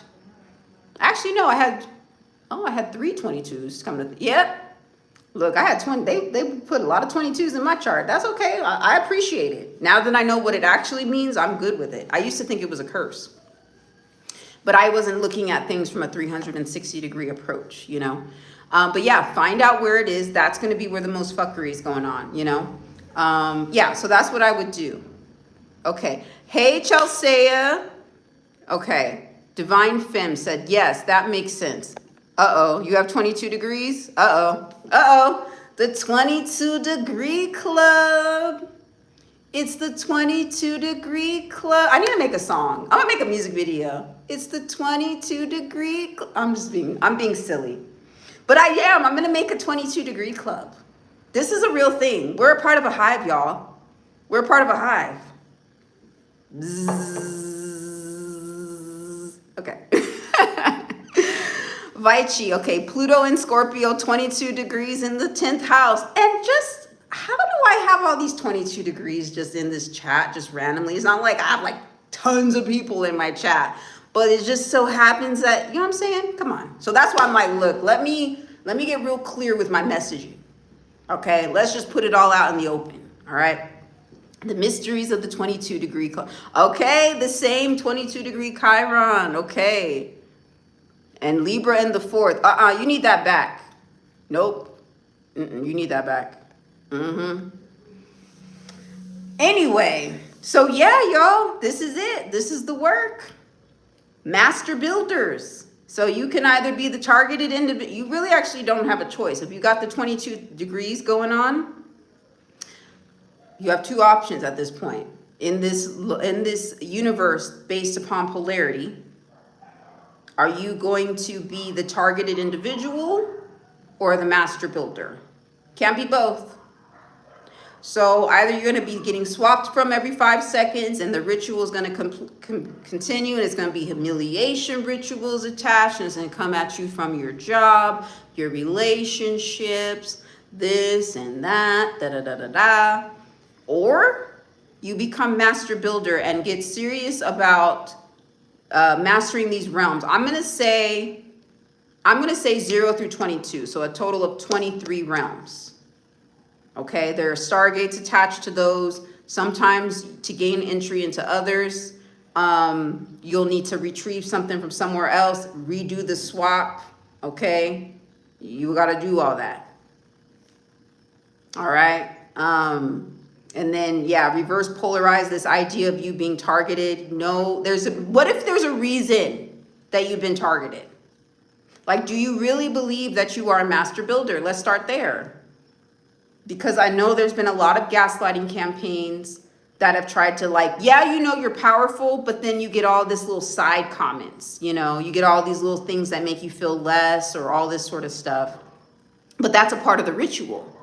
Because if you can utilize this really strong power that you have to manifest and bring that your intention into lowering yourself, you just completed the ritual. You put your stamp of approval on it. Boom, done. You did yourself in. It was you. Okay? Because there's a reason why you're in this frequency. There's an essence that you're attached to that is very, very big, okay? That is very, very powerful.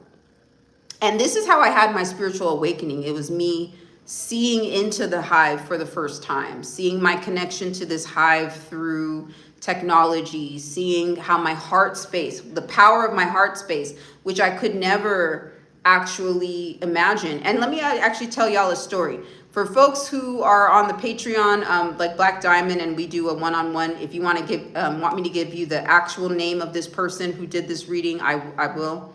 I'm not going to put it out on here, but I've only gotten one reading in the past 6-7 years. It was an archetypes reading, and it was the only one I needed after that, to be honest. She did a really good job. She's a seer. She's most likely a part of the 22 degree club. I think she is. But when she did my archetypes reading, it was so unbelievable what she told me. Like, because I was in such a low place. I was getting, you know, I was caught up in all these humiliation rituals, all this targeted individual sort of scenarios, just people just throwing hate on me left, right, and sideways, you know, and I was just like at a low point. But I got this archetypes reading. Something told me, you know, get an archetype, learn your archetypes. I wasn't even like really interested in that, but just something said, okay, just do the archetypes. And, you know, when she did my archetypes, first of all, they were really weird. I'm like, I look crazy. Like all these archetypes that she said I had, I'm like, this doesn't even make sense. Like, how do I have all these archetypes? Yeah, she was like, yeah, you have a very interesting chart. You have a very different chart, this and that. But the archetypes she was showing me and the sort of energy she said I was connected to, I almost didn't believe her. I'm like, this is so different than how I feel, you know?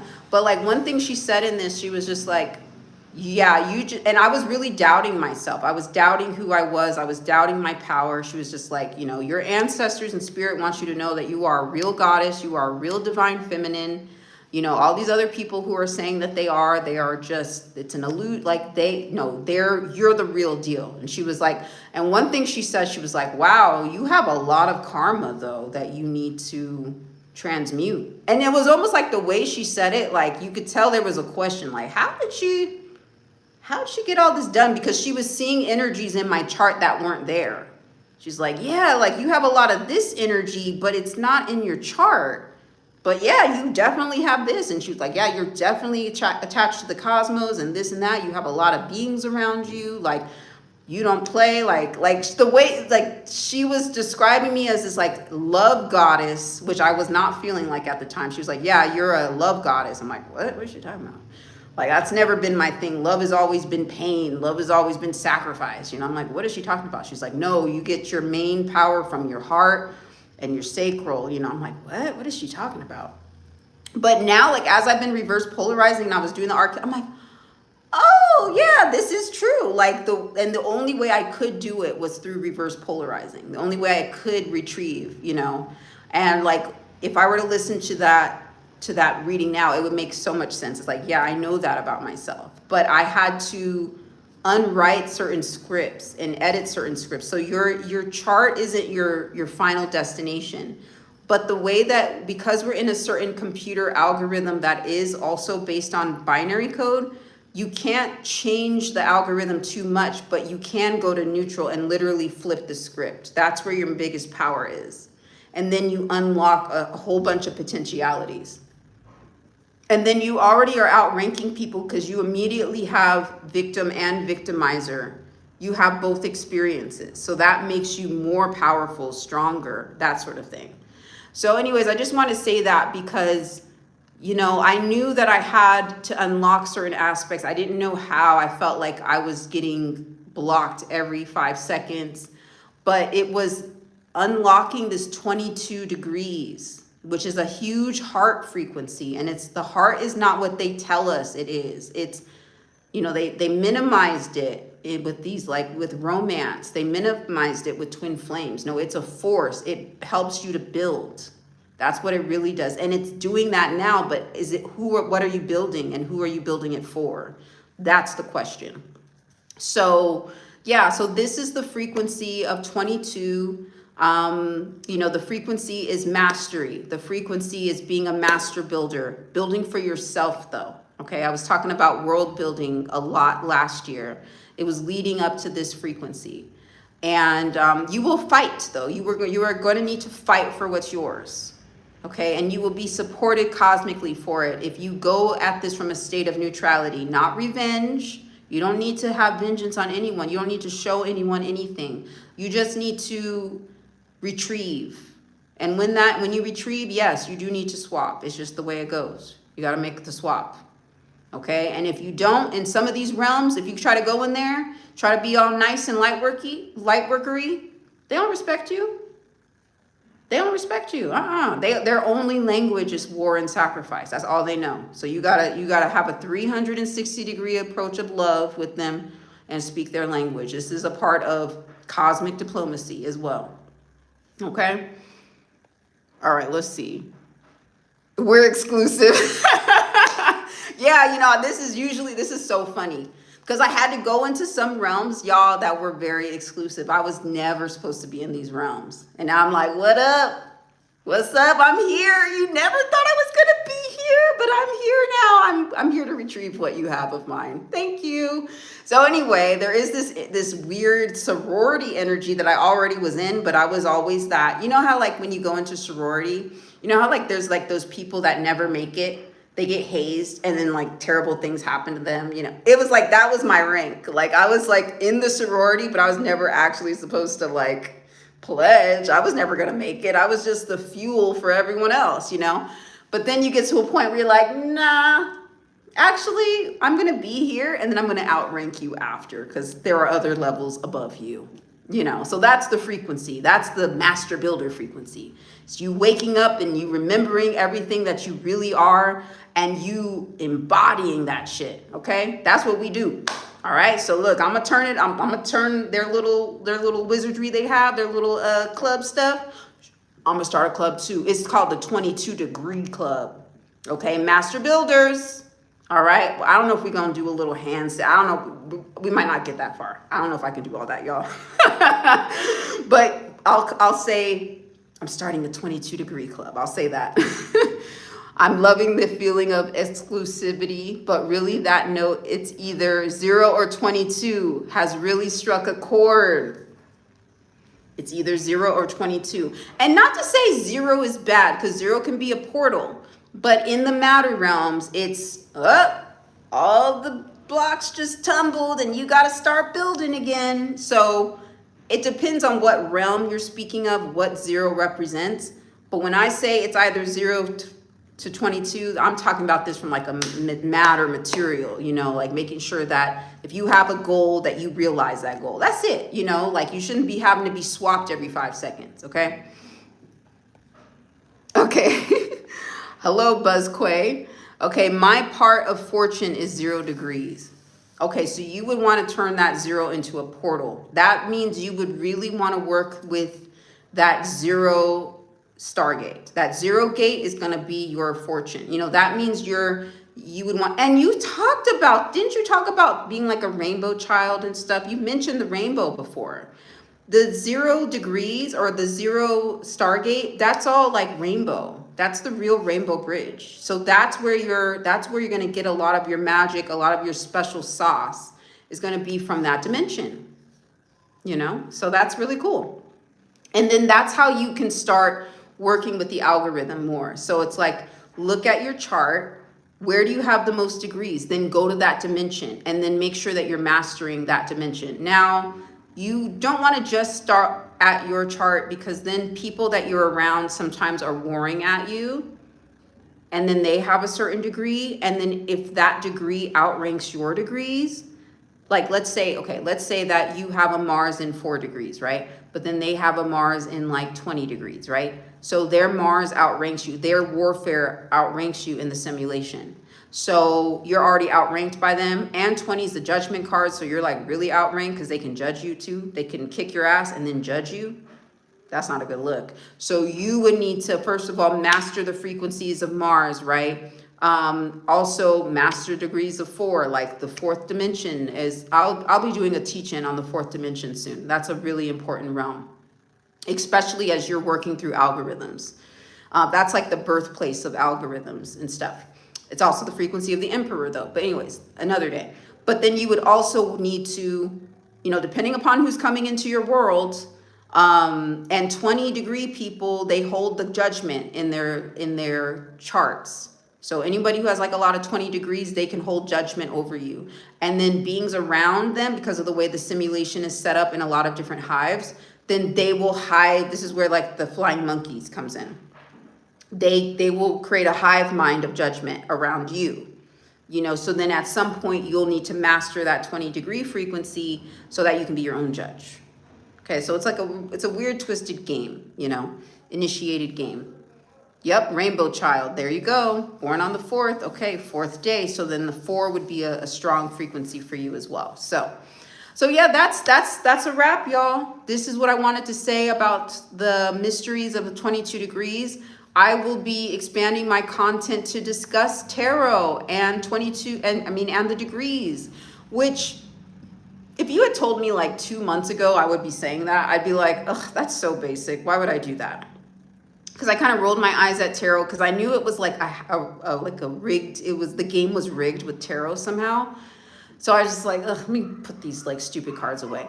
But now that I realize that the cards are actually portals and they're numerical portals, and I accidentally learned that the Stargate system corresponds to the cards, I'm a lot more interested in them now. And I believe I can give like an extra like perspective. And you know, I've been downplaying myself. I keep saying I'm not an astrologer, and I'm not okay, I guess I am an astrologer. I guess I should say I don't know. I'm going to come up with my own word. But what I will say is I can go toe to toe with any astrologer. That I can say, you know. And because I understand, because just, you know, I did a lot of different research, astrological research. And I've been collecting birth charts on folks since I was like 11 years old. I think I was like preparing for this moment for a really long time. But whatever. So like I've been knowing and moving through the realm of astrology, but I've never like wanted to associate with it because I felt like that astrologers were missing something. I need to come up with my own word for what I am. I'll name myself, but I will say I don't want to downplay my experiences anymore. When I say I'm not an astrologer, I'll say I'm much more than an astrologer, and I understand the portals that astrology can bring you into and how you can utilize astrology through an algorithmic, mathematical standpoint, and then also time jump and then travel portals through astrology. Okay, so that's different than a lot of this other stuff. Maybe I'm an unastrologer. I don't know. I need to figure it out. I'm going to come up with a title. Next time I see y'all, maybe I'll have one. Okay. You're very knowledgeable with degrees, and that's very astrologer, right? And it just turned on, y'all. Once I reverse polarize all of this stuff, because like all of my math stuff just started turning on. I was supposed to be terrible at math.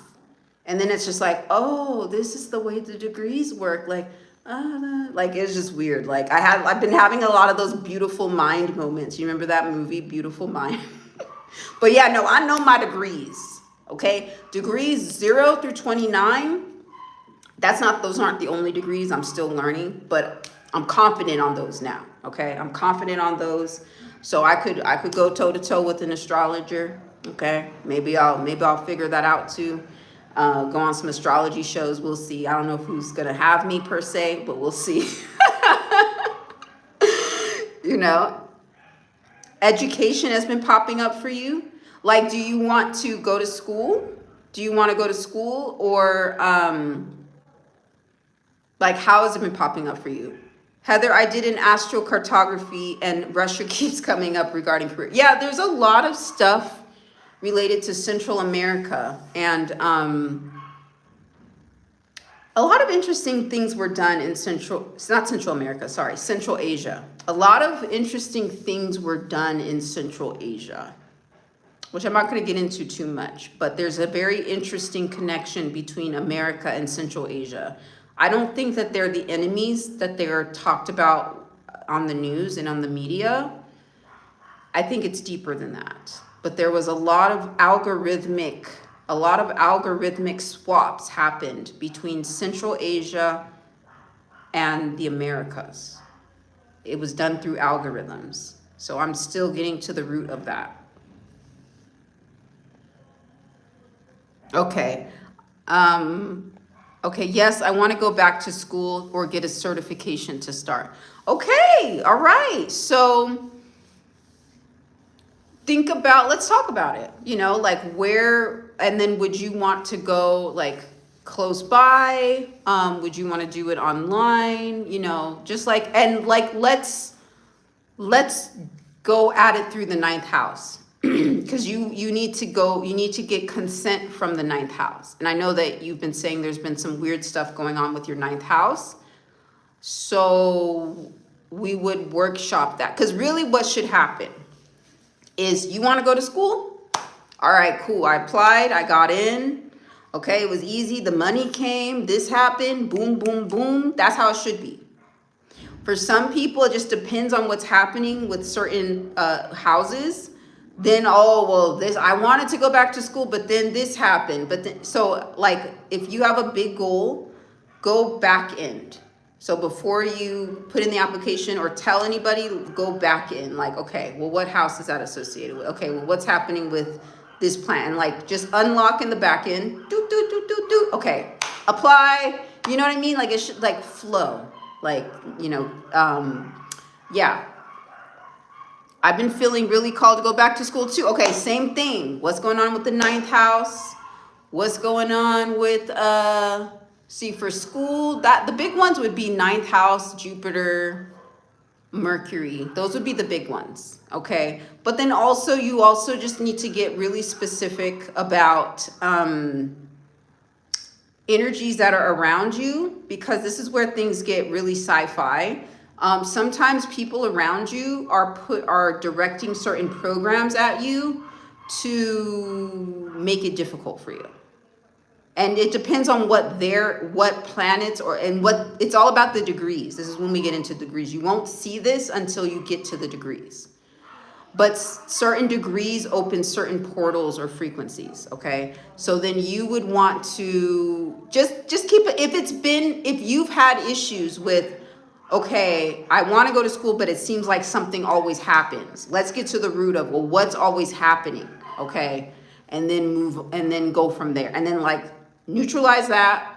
Okay, bring that to neutral. Okay, now apply. Oh, yeah, I just got in. Okay, yep, I just got my scholarship. Okay, yep, the FAFSA came. Okay, nice. I got my work study job. Like, it all should just be, it's just naturally happening. Okay, if it's not, it's a problem, you know. There's a coding issue. Okay, you've always wanted to get your degree. So then looking at the energies of, why has that been an always want to?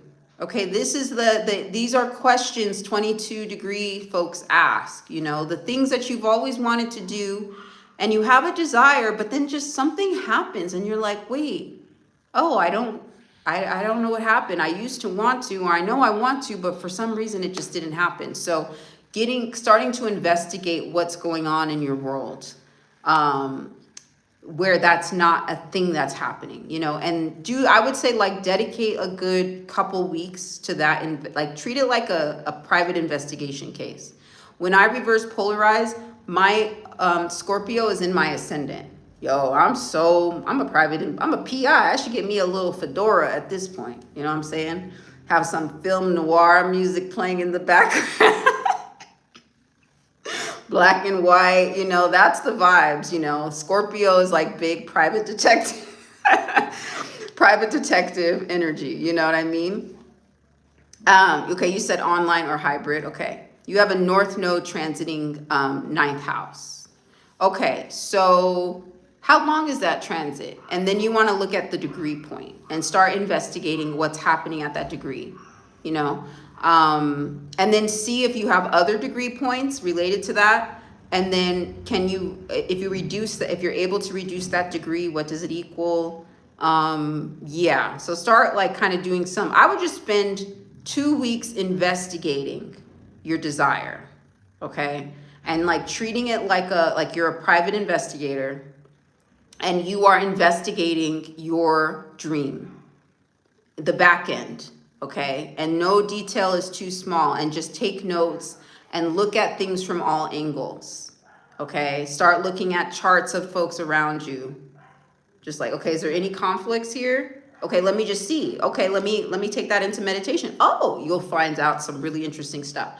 And then you clear the path for you to do the thing in the material, and then it's like, oh, that was easy. That's how things get easy. You just got to put in a little investigative work in the beginning, you know? All right, y'all. So I hope y'all have a great rest of your day. Chat with y'all soon. Bye.